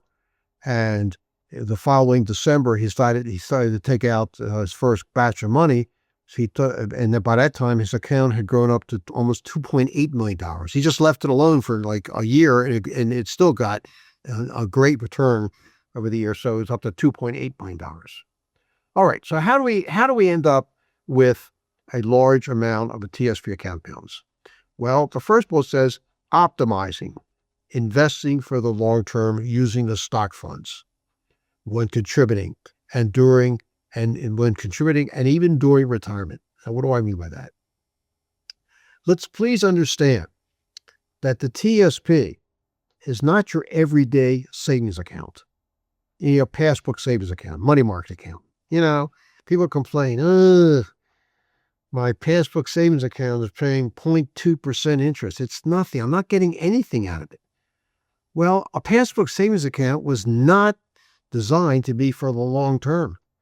It's for the short term. You need to get money. You have a major expense. You got to get the money. You don't want to break a CD. You don't want to sell stock for this emergency. You want to have cash readily available. So you have a savings account at the bank, FDIC. You don't get much there, but the idea is that your principals is insured, FDIC, or if you're at the credit union, NCUA, and you don't get much return. That's not the TSP. You can't do that with your TSP. Your TSP is there for the long term. How do I personally define the long term? Long term means between now, while you are working, maybe some of you are retired. I don't know. Between now and the time that you or a loved one no longer needs the TSP account. And what point of your life is that? Yes, death. At that point, I'm talking, or if, and let's say your loved one, who you named as beneficiary, let's say a spouse is also deceased. So there's your TSP account will now be dispersed to your beneficiaries. At that point is death. So you have to keep your TSP account growing. And certainly when you're working, not taking money out of it. And how do you get the growth? Well, first of all, you have to be willing to take some risk. There is definitely risk in the 3 stock funds, the C fund, the S fund, the I fund. But let's not lose focus on something called the risk-return relationship. And the risk-return relationship says that if you want to get a higher overall return on your investment, you have to be willing to take the risk. Is there risk in the stock market? Of course there's risk in the stock market. There have been years the market went up, years the market went down. But the overall trend is up, not down. You can't isolate on a few years where the market was going down, like 2000 to 2002, like 2008, 2010. Those are short-term dips, but the market came back. Believe me, when it comes to investing, it does not take brilliance. And I'm a prime example, but it does take patience. You have to be willing to stick it out when the market goes down. Say to yourself, I'm a long-term investor. I don't care if the market goes down. There's been a change of philosophy over the years when it comes to, investing for retirement. I know I can speak for my parents' generation. My parents' generation, the philosophy was that if you do have a retirement account and you're putting money into it, when you are new employee, mid-career, getting close to retirement, you really can't afford to put most of your money in stocks because you don't need it. It's just going to be there to keep growing. But when you get within 5 years of retirement, at that point, you switch your investments from stocks, equities, to cash. Something very conservative. Now, why is that? Because let's say you're going to retire at 65. So you start putting the money, you shifted over the money into cash when you were 60. Then you're going to retire at 65. How long did you live after you retired? 5 years? 10 years? Now it's different. We're living longer. We could live into our 80s and 90s. So you have to be willing to take the risk. But I'm going to say this. It goes back to what I talked about earlier today about the FERS annuity. As federal employees, you really can afford to take this risk of having the majority of your money in the 3 stock funds, the C fund, the S fund. How much? I would say minimum 70 to 80%. If you are in your 20s, 30s, 40s, even early 50s, 70 to 80% in the stock funds. Now, I'm not telling you this is what you do because I don't know your background. I don't know how much you have set aside. I don't know your other, you want more guidance here? Bring it up during a part 2 meeting.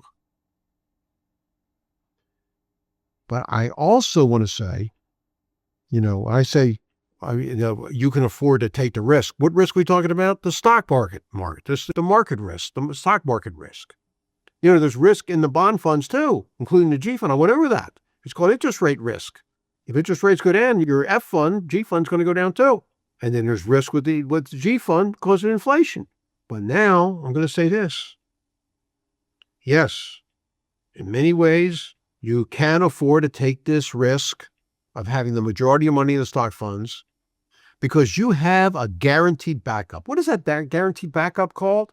It's called a FERS annuity or CSRS annuity, military retirement check, because those are guaranteed pensions. You can afford to take the risk.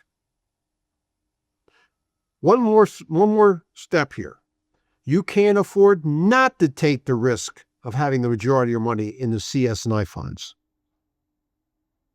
because the other risk here, and this is affecting more and more retirees today, and it'll go on, it's the risk of outliving your income. Could you end up outliving your TSP account? Yeah.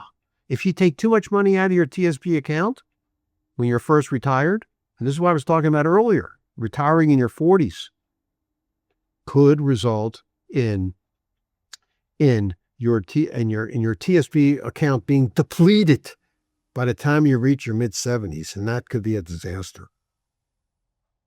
So you want to keep that TSP account growing even after you retire, having that 70 to 80%. Please, if you have any questions, talk it over with your financial advisor, talk it over during a Part 2 meeting. Some other suggestions here. Maximizing one's contributions. We talked about the limits. Let's set a goal here, starting with this year. Set a goal that year in and year out, I'm going to maximize my TSP contributions. Whatever the limits are, I'm going to make it a goal to maximize it. I'm putting in, like this year, $24,500 under age 50, or $32,500, or $35,750 if you're over 50. Do this year in and year out. Certainly put in at least 5%. Because if you're putting in 5%, at least 5% each pay date, that means 10% is going in each year. And finally here, don't retire too early. Yeah, when you're a special provision employee, yeah, you have the option. If you have 25 or more years of service, you could retire at any age. Here you started working with the federal government at age 20, worked as a special provision employee. You reached age 40, age 45, you can retire, and you're so happy. I can retire in my mid-40s. Life is great. I'm going to retire. But remember, once you retire from federal service, you cannot contribute directly to the TSP. All right.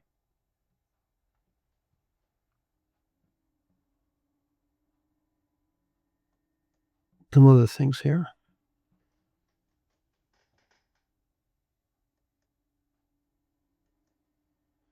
Risk versus opportunity. Investment returns that outstrip inflation always come at a risk.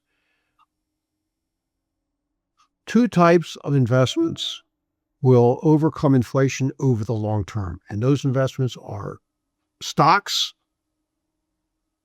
and real estate. There's no real estate in the TSP. In the TSP, you have 3 stock funds, the C fund, the S fund, and the I fund. If you want to invest in real estate, this is where in contributing to a Roth IRA, because you to invest in real estate, you don't have to be a landlord.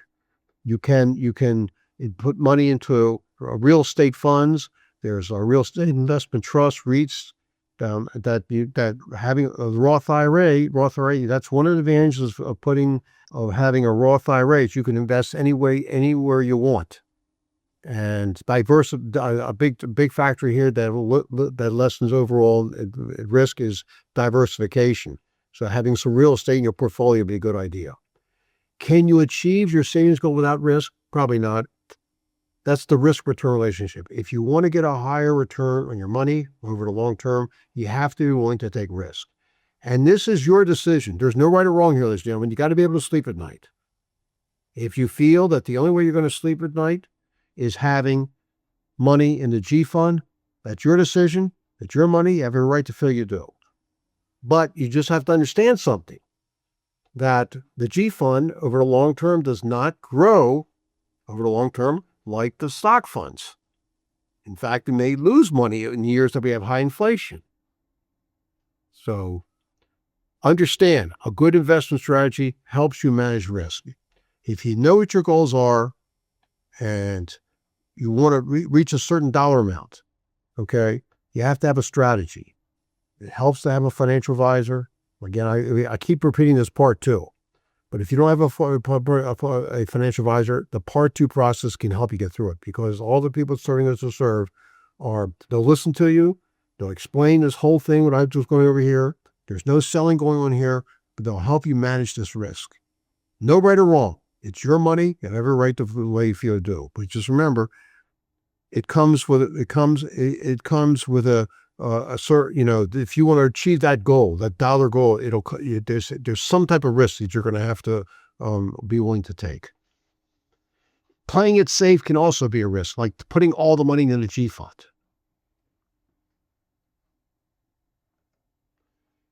Setting your savings goal. What is your plan retirement lifestyle? How much you set to go? How much money do I need in my TSP account that's going to help me meet my retirement lifestyle? I gave an example earlier today about saving for possible long-term care. That if you have not bought long-term care insurance, you have to think about when you reach your late 70s or 80s, if you have to go to a nursing home or assisted living, and if you're married, your spouse, how are you going to pay for that if you don't have a long-term care insurance policy? In my opinion, self-insuring and using the Roth TSP is a way of doing it. Okay, and what portion of your to meet this lifestyle is going to come from the TSP? That's the TSP is that filler. Remember, I said I'm using that filler for your future retirement, for your retirement.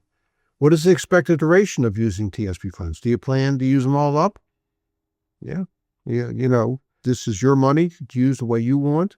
Yeah, you want to give some to your children. Well, guess what? Your children are going to save too. I mean, how did you get to this point of accumulating TSP funds? Is it for you and your spouse? I hope so. There's no law that says you have to give your money your retirement savings. It's nice if you do, but you come first. Your children have to do it on their own too, just like you did. What rate of return and what level of investment is needed? Develop your plan. Stick to it. Putting the money in every 2 weeks, this is called dollar cost averaging. Regular investing is is the most efficient from the standpoint of time and money to invest for long term. Diversification. The TSP offers 3 different types of stock funds and 2 different types of bond funds. You introduce diversification. You got the L funds. If you really want to get a little more aggressive, you have available the TSP, the mutual fund window, in which I believe there's 8,000 open-ended funds you can choose for. I just want to warn you that those open-ended funds, also known as mutual funds, have not been vetted. You're on your own. They have higher expenses than the CSI, F&G funds, which means your overall return is going to be diminished so much. Be careful when using those funds, the mutual fund window. And please, compounded growth over time, okay? Some of the things I say, don't try to time the market. This business of going from one fund to another just doesn't work. Don't jump from fund to fund chasing returns. Doesn't work. I always say, when it comes to investing in the market, it does not take brilliance. It takes patience. You got to be patient. You can't time the market. You can't try to, you get out of one fund, go into another fund because that fund's going down. It doesn't work. Don't try to time the market. Rather, spend time in the market. Be patient. Don't jump from fund to fund trying to avoid losses. It's not going to work. Develop your plan, stick to it. Okay, folks, once again, here's some examples of the types of questions that we tackle in part 2. And again, going to sound like a broken record here. You can scan the QR code or email us at part2@stwserve.com.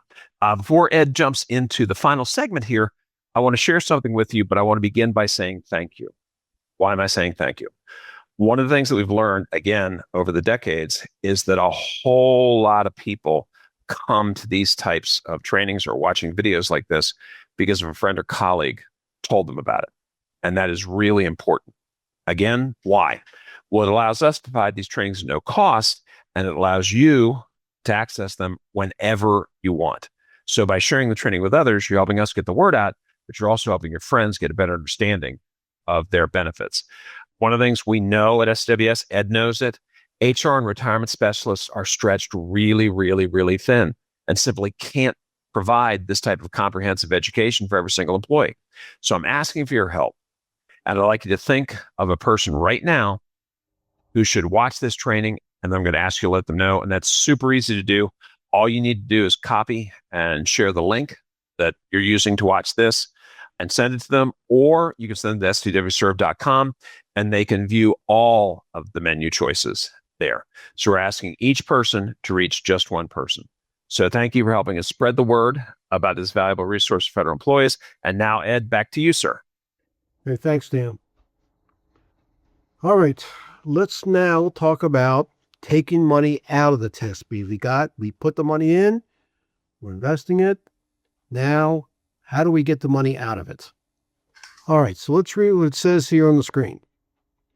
Withdrawals in retirement. You have several options for how to use the money in your TSP account after you retire or separate from federal service or the uniformed services. You can keep money in your TSP account as long as you want to.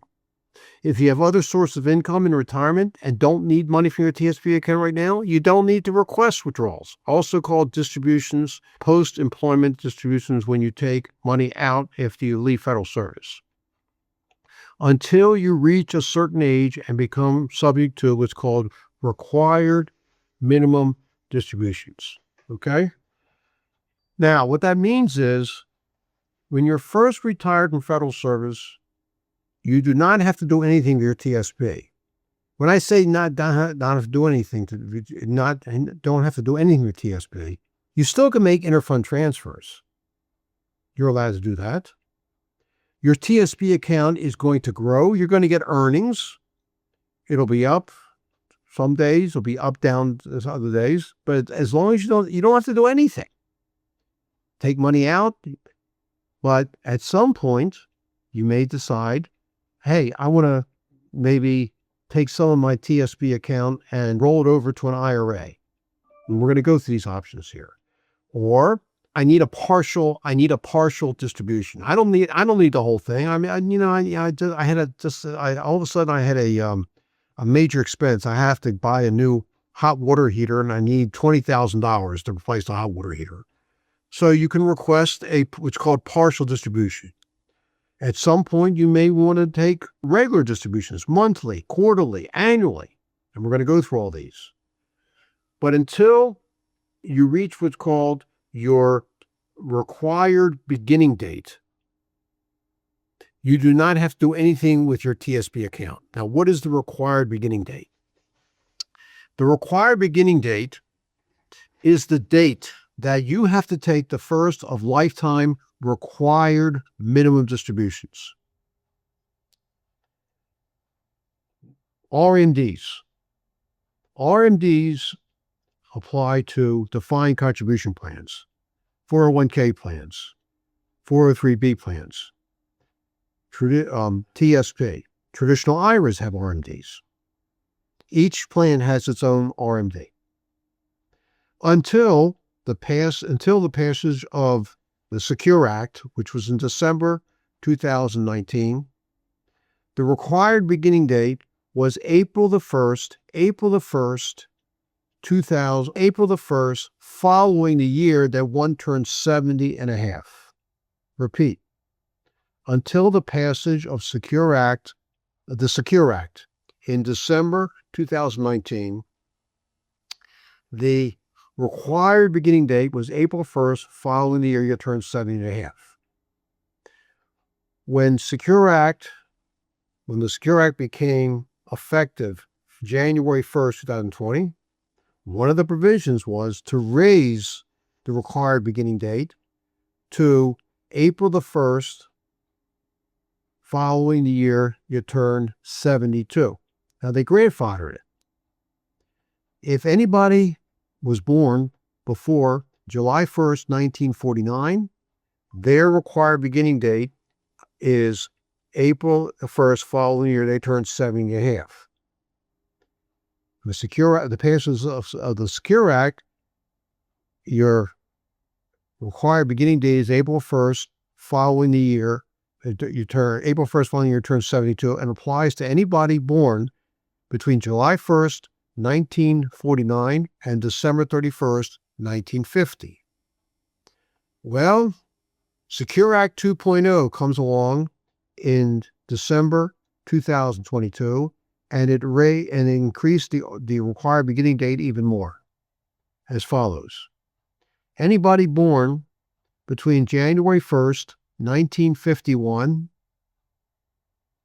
and December 31st, 1958, their RBD, their required beginning date, is April 1st following the year they turned 73.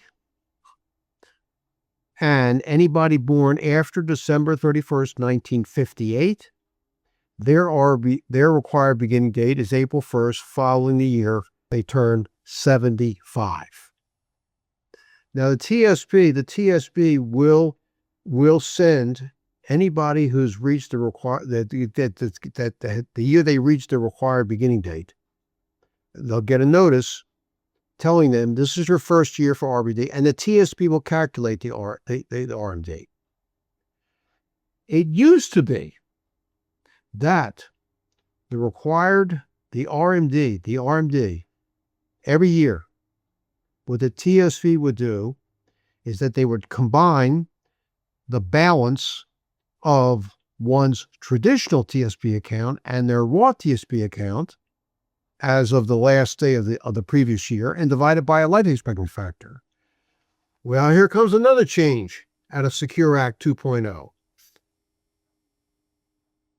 Effective January 1st, 2024, the TSP RMD is calculated based on the account balance of the traditional TSP as of December 31st year only. The Roth TSP is not included, which is great news, because unfortunately, anybody who had a large amount in their Roth TSP account before this changed the law was penalized. They had to take more money out of their TSP account. It resulted in a larger R&D. And I would advise my clients that, to avoid this Roth TSP being included to avoid having it included in your RMD calculation, what you should do is before the year you reach your required beginning date, you should do a complete 100% rollover of your Roth TSP account to a Roth IRA. That's no longer necessary. I mean, you still can do that. Some people do that because they want to diversify. Remember, the TSP, offers a nice amount, a nice selection of funds, but some people want to, diversify even more. But keep that fact in mind. All right. Now, when can you take money out of as a special employee, when can you start withdrawing from your TSP accounts, traditional Roth, and not be subject to a 10% early withdrawal penalty? Let's read what it says here on the screen. Under Secure Act 2.0, special provision employees can make penalty-free, that's no 10% early withdrawal penalty, from their traditional TSP accounts if they retire as a special provision employee with, and this is how you can retire as a special provision employee if you have 25 years of special provision employee service. You can retire to any age.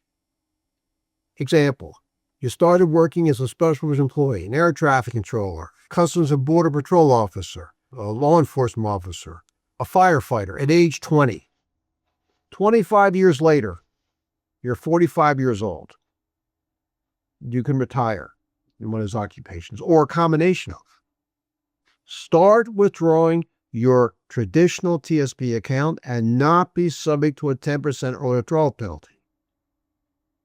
The other possibility is, let's suppose you don't have 25 years as a special provision employee, but we have between 20 and 25. Then you can retire at age 50 or later and start making penalty-free withdrawals from your traditional TSP account. What about the Roth account? Let's read what it says.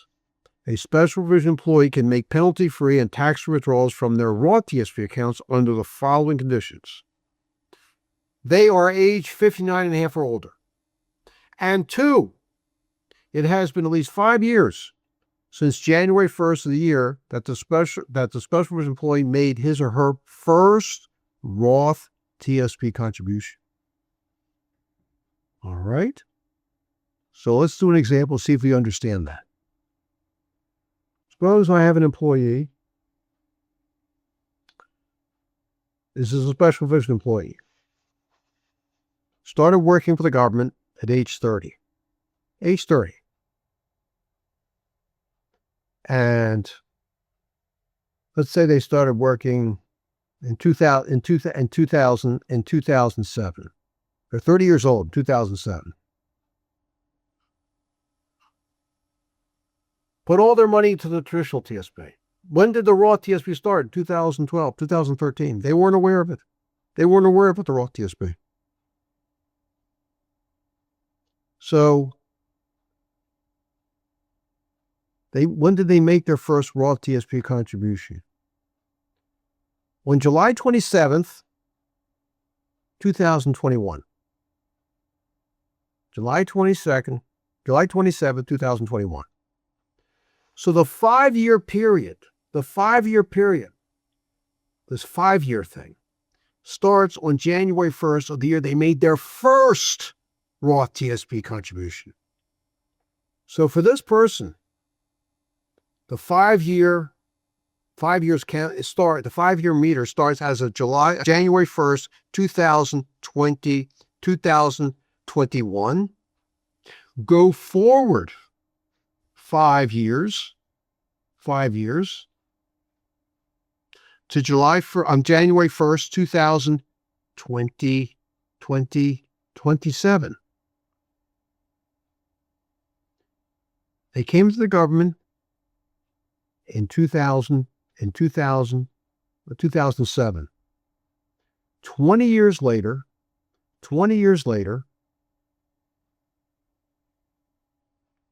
they were 30 years old when they came in.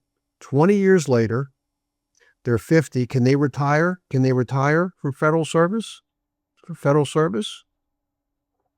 Yeah, because they reached their 50th birthday and they have 20 years of service. Can they take money out of the Roth TSP? Well, actually, they can, but they're going to have to pay tax on the earnings. Why? Because they're under 59 and a half. How about if they wait until 59 and a half? Could they start taking money out of the Roth and they retire? And they're going to retire in 2027 because after they have 30 years, sir. And then they're going to wait until they're 59 and a half to start taking money out of the Roth TSP? The answer is yes. At that point, they can start taking money out of the Roth TSP. In my opinion, I wouldn't. I would take money out of the traditional. I would leave that Roth TSP account alone as possible. But it's nice to know that once you reach 59 and a half, again, provided that it's, that when you reach 59 and a half, it has been at least 5 years since January 1st of the year that you made your very first Roth TSP contribution. It goes back to the first year only. Subsequent Roth TSP, the years that you contribute to the Roth TSP, you don't have to wait for those 5 years. It only goes back to that first year. Every distribution for the Roth TSP at that point you won't have to pay tax on it. And if you're over 59 and a half. Okay.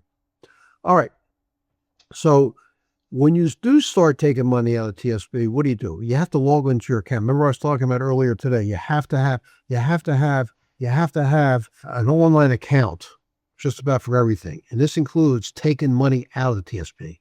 So you log onto your account, you go to www.tsp.gov and click on the withdrawals and changes to installment payments link. Here you go. Here is what it looks like on the website there. So you continue and you have choices how to take the money out. So let's read what it says here. Separated civilian and uniformed services participants and beneficiary participants are able to take a partial or total withdrawal from their TSP accounts. Partial withdrawal options include installment payments, single partial withdrawals, annuity purchases with part of the account or any combination of the three. Now we're going to go through these here in a moment in more detail. Total account withdrawal options include a total account withdrawal in a single payment, an annuity purchase with a total account balance, or an annuity purchase with part of the account with the remaining balance paid out to the participant as a single payment. A separated participant should not submit a post-separation withdrawal request if either of the following is true. The participant expects to be rehired after a break of service of less than 31 days. Here, you retire as a special provision employee, and you start drawing your annuity, but then you're rehired. You're rehired because your services are needed. Now, it may not be, you may be too old to be in a law enforcement or firefighter or something, but you get another job, a civilian position. You're rehired. You're rehired annuitant, let's say. So you're drawing your annuity, and you're getting a paycheck, and your paycheck is being offset by the amount of your annuity. But most importantly, you're allowed to contribute to your TSP because you're now back in federal service. Remember, the only time you can contribute to the TSP is when you are a federal employee. Since you're rehired, you're getting a paycheck, even though it's being offset by the amount of your annuity, that still does not preclude you from putting money into the TSP. Okay? Now, if your account balance is less than $200, the TSP will automatically send you a check for the balance of the account after you have separated. Hopefully, that's not going to be the case. All right, let's go through these withdrawal options here in terms of the TSP. There are three basic methods of withdrawing money from your TSP account as a separated or a beneficiary participant. What is a beneficiary participant? A beneficiary participant is the spouse of a deceased TSP participant. Example, I have a client, I'm doing her taxes right now. I did her husband's taxes. He died last year. He had a FERS annuitant, huge TSP account. And when he died, he made his wife as the sole beneficiary of his TSP account. When you are the spousal beneficiary of a TSP account, you have more options than if you are to what to do with the account than you are than compared to a non-spousal beneficiary.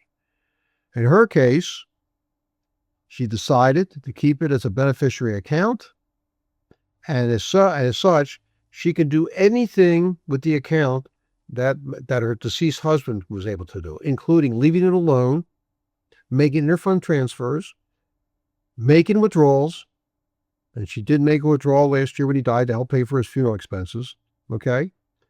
And she's going to be subject this year to required minimum distributions, okay? Choosing one or more of these methods is not the only decision you need to make when taking distribution. To be sure to read on after this section. TSP installments. You can choose to receive installment payments from your account monthly, quarterly, every 3 months, or annually. You may schedule a date up to 6 months in the future for these installments to begin. Your payments will continue unless you stop them until your total account balance equals zero. The minimum duration is 1 year. This is true even if you choose to have the installments come from your traditional balance or from your Roth TSP balance first. When you run out of money in your chosen source, traditional or Roth, payments will continue with the source you didn't choose. There are two ways of setting the installment amount: installments of a fixed dollar amount and installments based on life expectancy. Fixed dollar payment. You choose the amount you want to receive in the installment as long as it's at least $25. Now, what that means is if you decide to take the money out of your TSP account as a fixed installment payment, those fixed installment payments, the payments can be paid monthly. That is, you get 12 checks a month. They can be paid quarterly, every 4 months, or they can be paid annually. You get one check. And you can change the amount of your payment. Minimum is $25. The upper amount is your choice. But you don't want to do it too. You don't want to have it too high. You don't want to drain that account too early in your retirement. And you can change the monthly payments every 3 months. You can change your annual payments every year. You can change your quarterly payments every year. Here's what I like about the fixed dollar payments. Who is in control here? Who is in control? You are. Here, you are a federal retiree. You're getting a FERS annuity check. You're getting the special retirement annuity supplement, as long as you're under your minimum retirement age. To learn more about the special retirement annuity supplement, please attend our FERS, listen to the FERS Special Provision Employee broadcast, where we talk about the FERS annuity and the special retirement supplemental annuity. Okay? My point is, you got bills to pay. Okay? And you're using your FERS annuity, you're using special retirement annuity, but maybe you don't have enough to pay all your bills. Well, that's where the TSP is going to come in. You know, according to your budget, what you have to pay for. And if there's a gap in there between income coming in and expenses that got to be paid, that difference can be met by making fixed withdrawals from your TSP account that you can change every 3 months as your budget changes. Again, what's new, ladies and gentlemen, you are in control. You are in control. You can also request that a portion of your fixed payment be directly transferred to a traditional IRA. Now, in terms of the two accounts, you have a traditional TSP account, you got the Roth TSP account. If you don't specify which TSP account you want the money to come from, it'll be taken out pro rata according to the balance. So, for example, suppose you're requesting $1,000 a month to be sent to you from your TSP account, and you currently have $800,000 in your official TSP account, and you have $200,000 in your Roth TSP account. That's your balance. So when you request $1,000 a month and you don't specify which account to be taken out, the TSP is going to take it out pro rata. Of the $1 million you have in your TSP account total, $800,000 is in the traditional TSP account. So what is 800,000 divided by a million? 80%. So 80% of the $1,000 is come from the traditional TSP account, and the other 20% will come from your Roth TSP account. Like I said earlier today, if you can avoid taking money out of Roth TSP account, that would be ideal. Can you do that? And the answer is yes. You specify to the TSP that the money that's coming out for these TSP installment payments, fixed dollar amounts, is to come only from the traditional TSP account. Leave my Roth account alone. If you don't say anything, they'll take it out pro rata. Life expectancy. You can have us compute your installment payments based on IRS life expectancy tables. Your initial installment amounts will be based on your age and your account balance at the time of the first installment. The question I have about that is that this life expectancy calculation is very difficult to follow. The TSP has a publication entitled Withdrawals from the TSP.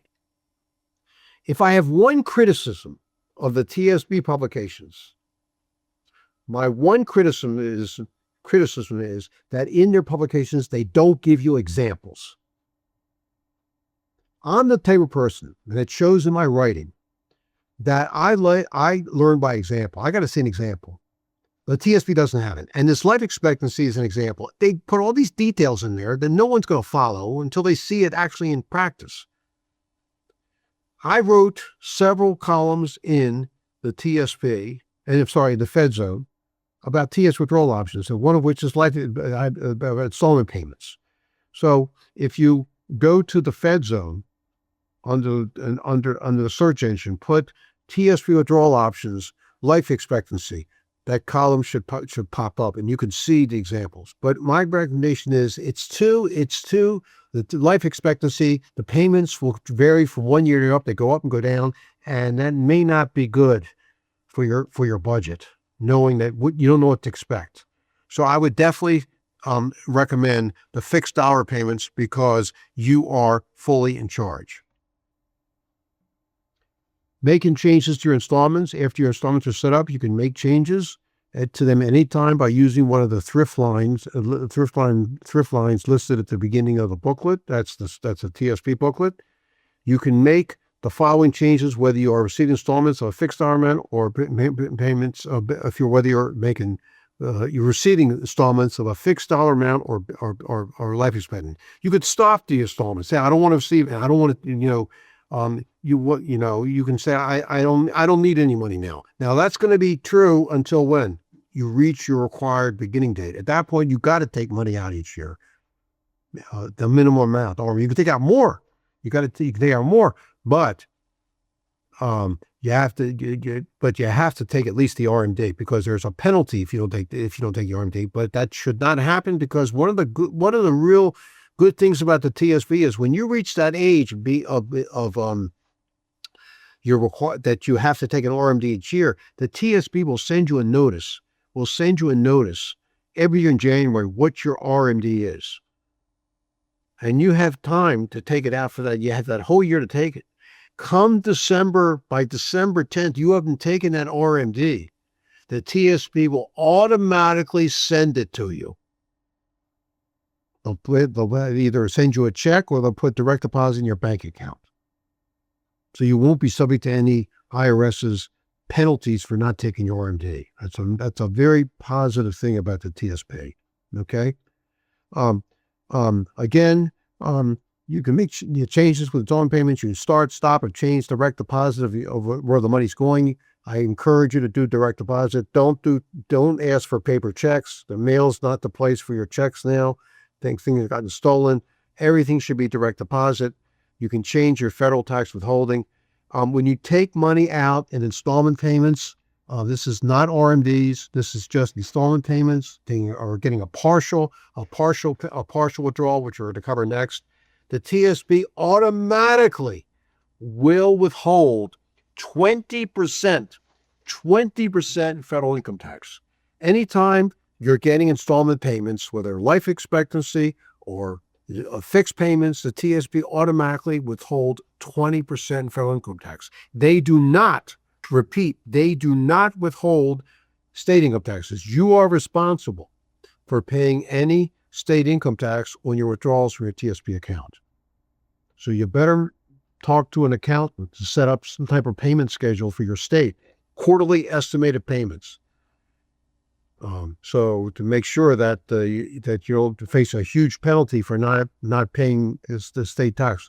If you live in a state that has a state income tax, and they will tax TSP, TSP. Now there are two states in which they have a state income tax, but they will only tax the earnings portion of your traditional TSP withdrawals, as well as your contributions that you make. They don't tax that to your contributions to the traditional TSP because unlike the federal government, when it comes to traditional TSP, your contributions are pre-tax. In these two states, in New Jersey and Pennsylvania, they will not. They will tax your contributions. That's the bad news. The good news is when you retire in New Jersey or Pennsylvania, the contributions that you made to the traditional TSP, which were already taxed, will not be taxed again. I wrote a Fed Zone column about that, how New Jersey and Pennsylvania tax traditional TSP withdrawals, again, in the Fed Zone, New Jersey and Pennsylvania. The following changes going made if the installments are of a fixed dollar amount. Change the dollar amount of your payments. Change the frequency of your payments. Start rolling traditional money, not Roth, from your installments to an IRA or eligible retirement plan. You can make withdrawal payments. You can make. I'll talk about that next in terms of going to an IRA. Let's talk about annuity options. Another option you have to taking money out of your account is of your TSP accounts is an annuity. An annuity. It's called a TSP annuity, a fixed annuity. Now, what exactly is an annuity? I'm sure you've heard that term on annuity.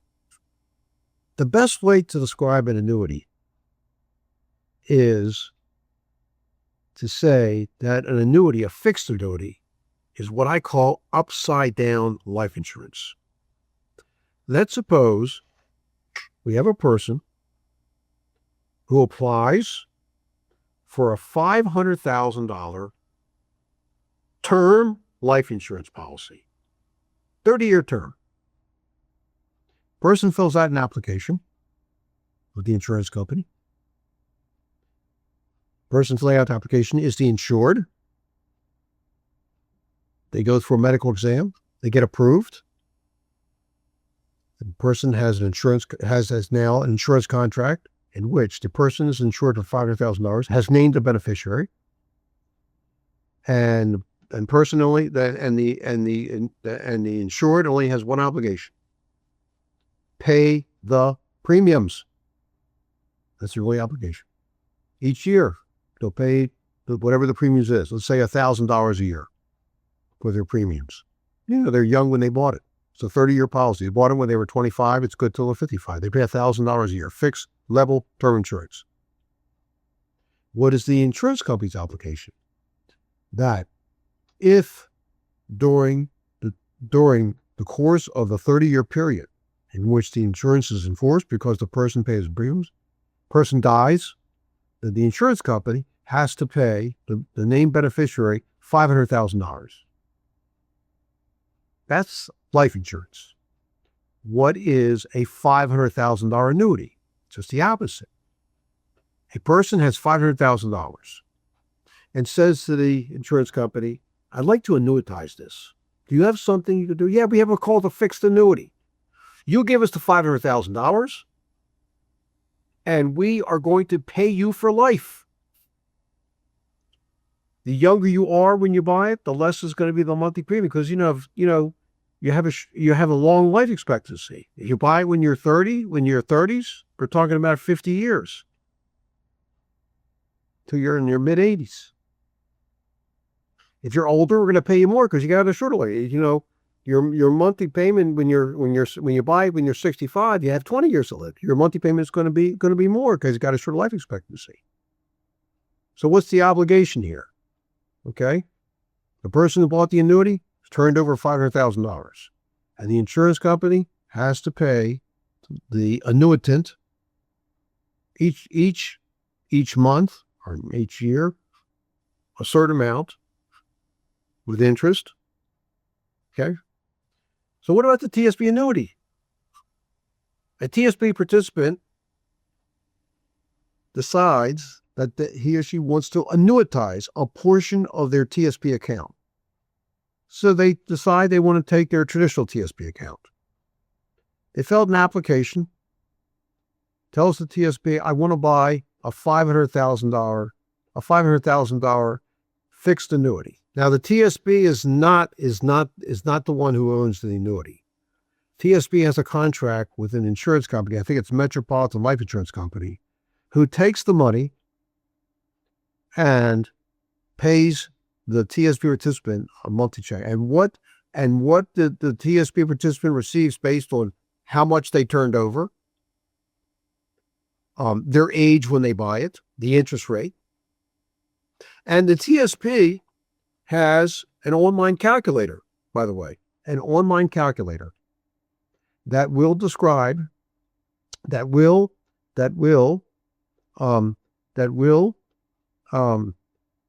in fact,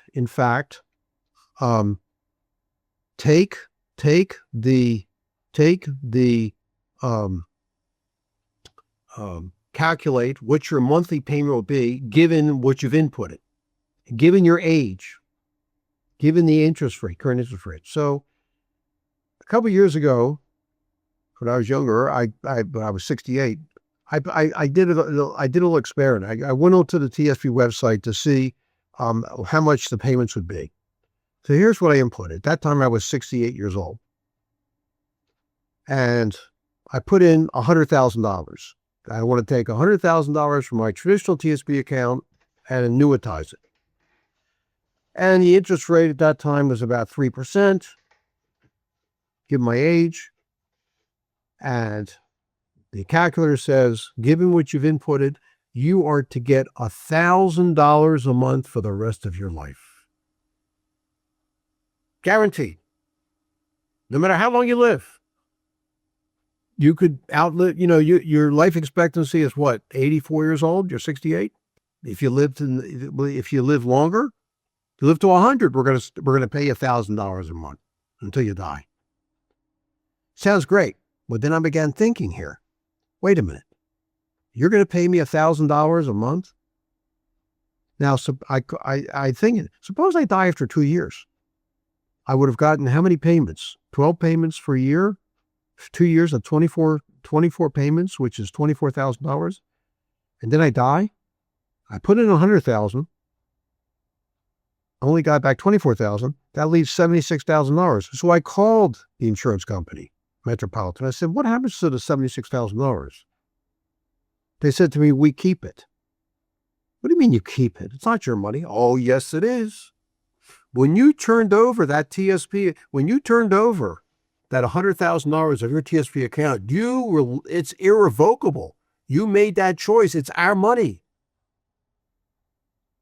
The risk that you're taking here is that if you die sooner than later, you're going to lose that money. But on the other hand, the risk that we are taking here is that if you're getting $1,000 a month after 8.5 years, after eight and a half years, you would have gotten back the $100,000. We still have to keep paying you. So it evens out. I said, I understand that, but it still bothers me. Is there anything I can do to maybe whatever's left over go to a beneficiary? Oh, yeah. We have something called the cash refund option right up here. The cash refund option. So when you die, whatever's left in there will go to a beneficiary, named beneficiary. I said, well, that makes me feel better, but I'm very curious. Is there anything I got to do? Yeah. Yeah. If you would like that, we're going to lower your monthly payments to $800 a month. You have to pay for this feature. All right. So now I'm down to $800 a month. So what you're saying is you'll pay me $800 a month when I'm 68, when I'm 78, when I'm 88, when I'm 98. Suppose inflation rears its ugly head. Is there any way I can get an increase in that $800 a month? Oh, yeah. We have a bump up, a cost of living adjustment. Every year we'll give you a 3% adjustment to your annuity, to that monthly payment. I hate to ask you this, but what is the price I got to pay for it? Well, you do have to pay for it. We're going to start you off at $200 a month then. Now, what just happened here? I lost $800 when I added bells and whistles. Ladies and gentlemen, I'm going to summarize this discussion. Don't get the TSP annuity. Be very careful. Be very careful when an insurance company is trying to sell you an annuity. It's full of what I call, I got you. I mean, once they got you, and that's that they will with it because you're turning over money, savings. In this case, your TSP account, that the transfer is irrevocable. You cannot get your money back. So I would stay away. Again, I'm going to go back to what I said a few minutes ago. The best way of taking money out of your TSP are these fixed payment installments in which you're fully in charge. All right. Transferring one's TSP withdrawal. A participant could transfer all of a single withdrawal or an eligible installment payment to an IRA or an eligible employer retirement plan, for example, 401k plan. If traditional TSP transfer traditional IRA or to a traditional qualified, then the traditional TSP account will retain their tax-deferred starters. You can transfer your Roth TSP to a Roth IRA. Be careful, though, we talked about qualified withdrawals from a Roth TSP. have the 5-year rule and the 5-year rule and age 59 and a half. The Roth IRA has its own rules regarding that. Be careful. Be sure you talk to an accountant about that before you do that. Okay? Doing that. Now, a lot of TSP participants like to transfer their money to a traditional IRA. Just want to mention something here. When you are a special provision employee, suppose, again, you're retiring from federal service, let's say before age 55. And we said that if you retire as a special provision employee with 25 or more years of service at any age, you can start taking the money out of your traditional TSP without penalty. If you have between 20 and 25 years of service, you can make penalty-free withdrawals from your traditional TSP. Now, what are the rules with a traditional IRA? How old do you have to be to take money out of your traditional IRA? Answer, 59 and a half. So if you were to take a portion of your traditional TSP account, here you're retired age 48, and you take, let's say, $100,000 of your traditional TSP and do a direct rollover, which you could do. It doesn't come to you. It goes right to the traditional IRA. There's no tax consequences. But then you decide, I need some money. I think I'll take the money out of my that rollover traditional IRA. And let's say you're 48 years old when you do this. You are going to be subject to a 10% early withdrawal penalty. Because why? It's inside traditional IRA. Now, there are ways that you could take money out of that traditional IRA and not be subject to a 10% penalty.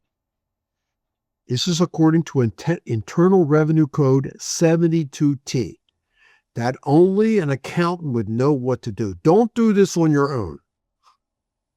So please keep that fact in mind.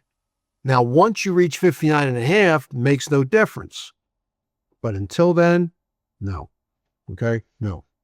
You got to be very careful if you're going to take money out of the IRA. You could have what's called a mixed withdrawal option. Withdraw entire account through combinations of single payment, all or partial, monthly payment, or life and annuity options, or use a combination of all. One thing I do not recommend is to make a single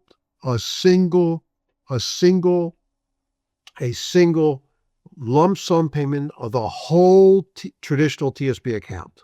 You're making a withdrawal. Ladies and gentlemen, your traditional TSP is fully taxable. Let's say you got $750,000 in your traditional TSP account, and you want to take the whole caboodle out in one lump sum. I can't think of a reason why you want to do that. Okay. One time I heard somebody who said they're doing that because they're buying a retirement home and they don't want to take out a mortgage, so they're going to pay with cash. So the place costs $750,000. Oh, I got $750,000 in my TSP account. After all, if I'm not going to get a mortgage, this way I can, that's one less monthly payment. So the person took out $750,000 of their traditional TSP without, asking me. As a client, I did his taxes. They just did it. So when he came to get his taxes done that year, he had a 1099-R from the TSP, $750,000 withdrawal, all taxable. Before this happened, he was in a 22% federal marginal tax bracket, 22%. The $750,000 put him into a 37%, the highest tax bracket. And his state tax was close to 9%, 46%. So for 46% taxes he had to pay. Almost half of it, almost $375,000 went to taxes, leaving him what, net? $375,000. So you still had to go out and get a mortgage. That's called stupid. You don't want to do that. Another word of caution, talking about withdrawals from the TSP. Be careful. Be careful when salespeople, I call them, financial planners, stockbrokers, bankers, insurance people, say to you, congratulations on your retirement from federal service. You have a TSP account? Yeah. Oh, I could do wonders with it. I could do one, I'll roll into an IRA. We'll put into different funds. Sounds good, doesn't it? They promise the world. Don't fall for it. I was on a discussion with the Financial Planning Association. I'm a member of, I'm a CFP, and I financial planning. So it was like a meeting of financial planners, and one of the discussions was how do you tell your clients to protect themselves when it comes to this salesmanship? And my suggestion was, and this is what I'm going to tell you as well, when you get approached, for someone to say, yes, give me your TSP account and I'll invest it for you. And they give you, they describe all the things they're going to do. All the things they're going to do for you in terms of investments. 2 questions you should ask. Number 1, how much is it going to cost me? What do I have to pay in fees? Fees? In expenses? Even though the person say to you, well, I can, look at the record here of the performance of these investments I want to put you into. Oh, look at this. 7 to 10%.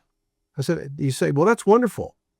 Of the 7 to 10% you're earning, how much will I keep when you add up all the expenses? That's number 1. That's the first thing you should ask.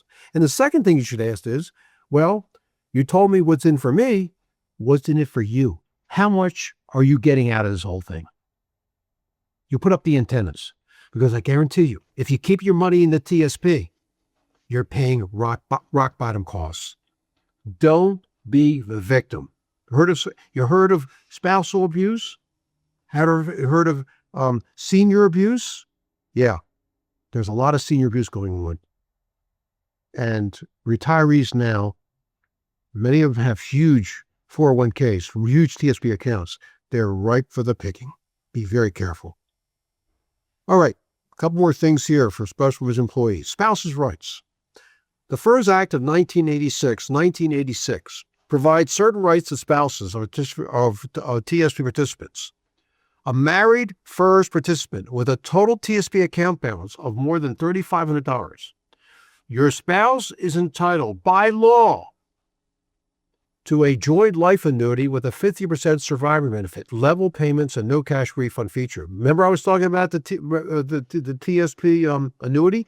You have several choices, one of which is you can buy a joint life annuity, naming your spouse as a survivor annuitant for your TSP annuity.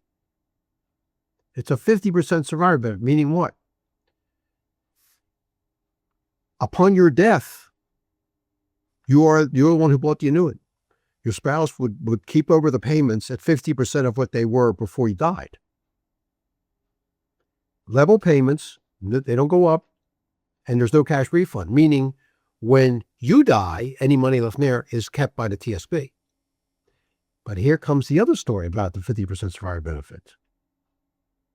That if you are the one, if you buy this and your spouse dies first, then your payments will revert back to 50%. Will revert to 50%. It's a lose-lose-lose situation.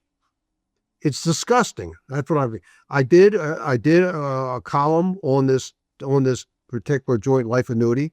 It's in the, you go into the Fed zone and look at TSP annuity. I did a whole study on that. It'll make you ill how these payments work. So my suggestion is don't do that. Do the other way. Again, the fixed payments is my recommended way to go. Okay.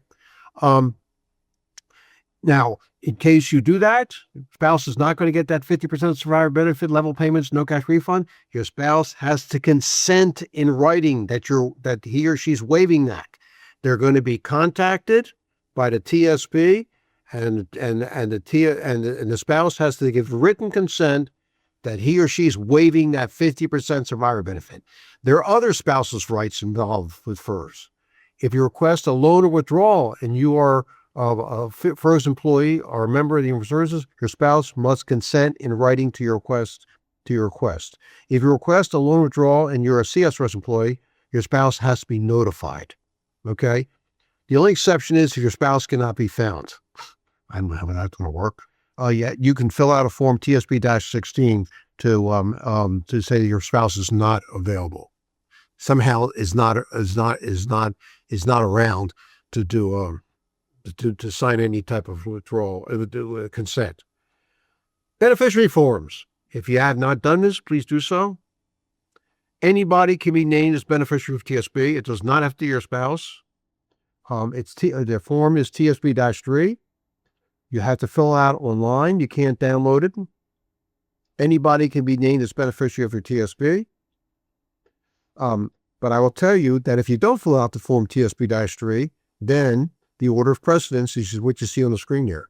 That is, you have to be absolutely insane to not fill out your form TSP-3. Anytime you can name someone as a beneficiary of anything, whether it's TSP, life insurance, a bank account, anything, you should name a beneficiary. And your will is not a substitute as a beneficiary form. If you filled out your form TSP-3, great. Make sure it's up to date. And one other suggestion, you name a primary beneficiaries, and you have a contingent beneficiary to back up the primary. What does that mean, a contingent? It means that if the primary beneficiary predeceases the TSP participant, then next in line will be the contingent. You could have 5 beneficiaries, each getting 20%, and you have 5 contingent beneficiaries for each of the 5 primary ones. This way, there's no problem. Because if you only have one beneficiary, and that beneficiary, and you don't have a contingent, when you die, then the TSP will pay the money into your estate, and that's a disaster. That is a total disaster, tax-wise.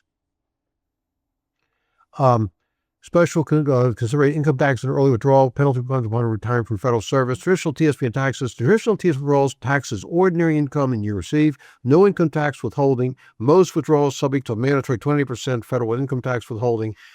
I want to repeat something I said earlier, that if you do not retire as a special provision employee, let's say you had it after 12 years of law enforcement, firefighter, and you switch to a different occupation that's not a special employee, then you retire. Then you have to go by the regular FERS rules when you can retire. So you can retire, let's say, with 30 years of total service at your minimum retirement age, which for most of you is going to be 57. You can take money out of your traditional TSP starting at age 55. If you retire at that point, or if you could retire at age 60 with 20 years of total service, start taking money out of both your traditional and your Roth TSP account. Okay. Most regular withdrawals are subject to 20% federal income tax withholding. When you get to your RMD, you can ask for more withholding, but not less than 20%. When you get to your RMD, any type of RMD payments are subject to mandatory 10% withdrawal. Okay. Roth TSP and taxes, Roth TSP withdrawals are not subject to federal and state income taxes, nor the withdrawal if 2 conditions are met. Namely, the Roth TSP participant is at least age 59 and a half and has at least 5 years since January 1st of the year the Roth TSP participant made his or her first Roth TSP contribution. Okay, there can be holds put on your TSP account. There's the list. I'm not going to go through. Mainly the one that's the most prevalent is the court order, because you have a spouse, a former spouse, or a current spouse who's being awarded a part of your TSP account because you're separating, divorcing from going, so that court is going to shut it down. And if you have to transfer a part of your TSP account, please have the money go to your spouse's traditional IRA, or Roth IRA in case of the Roth TSP.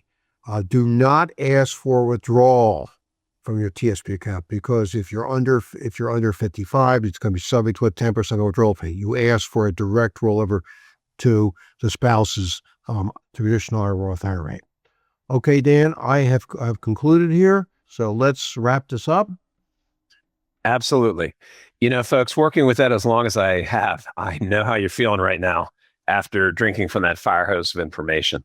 So one of the biggest things we try and do with our part 1, part 2 process is to help you process all the information.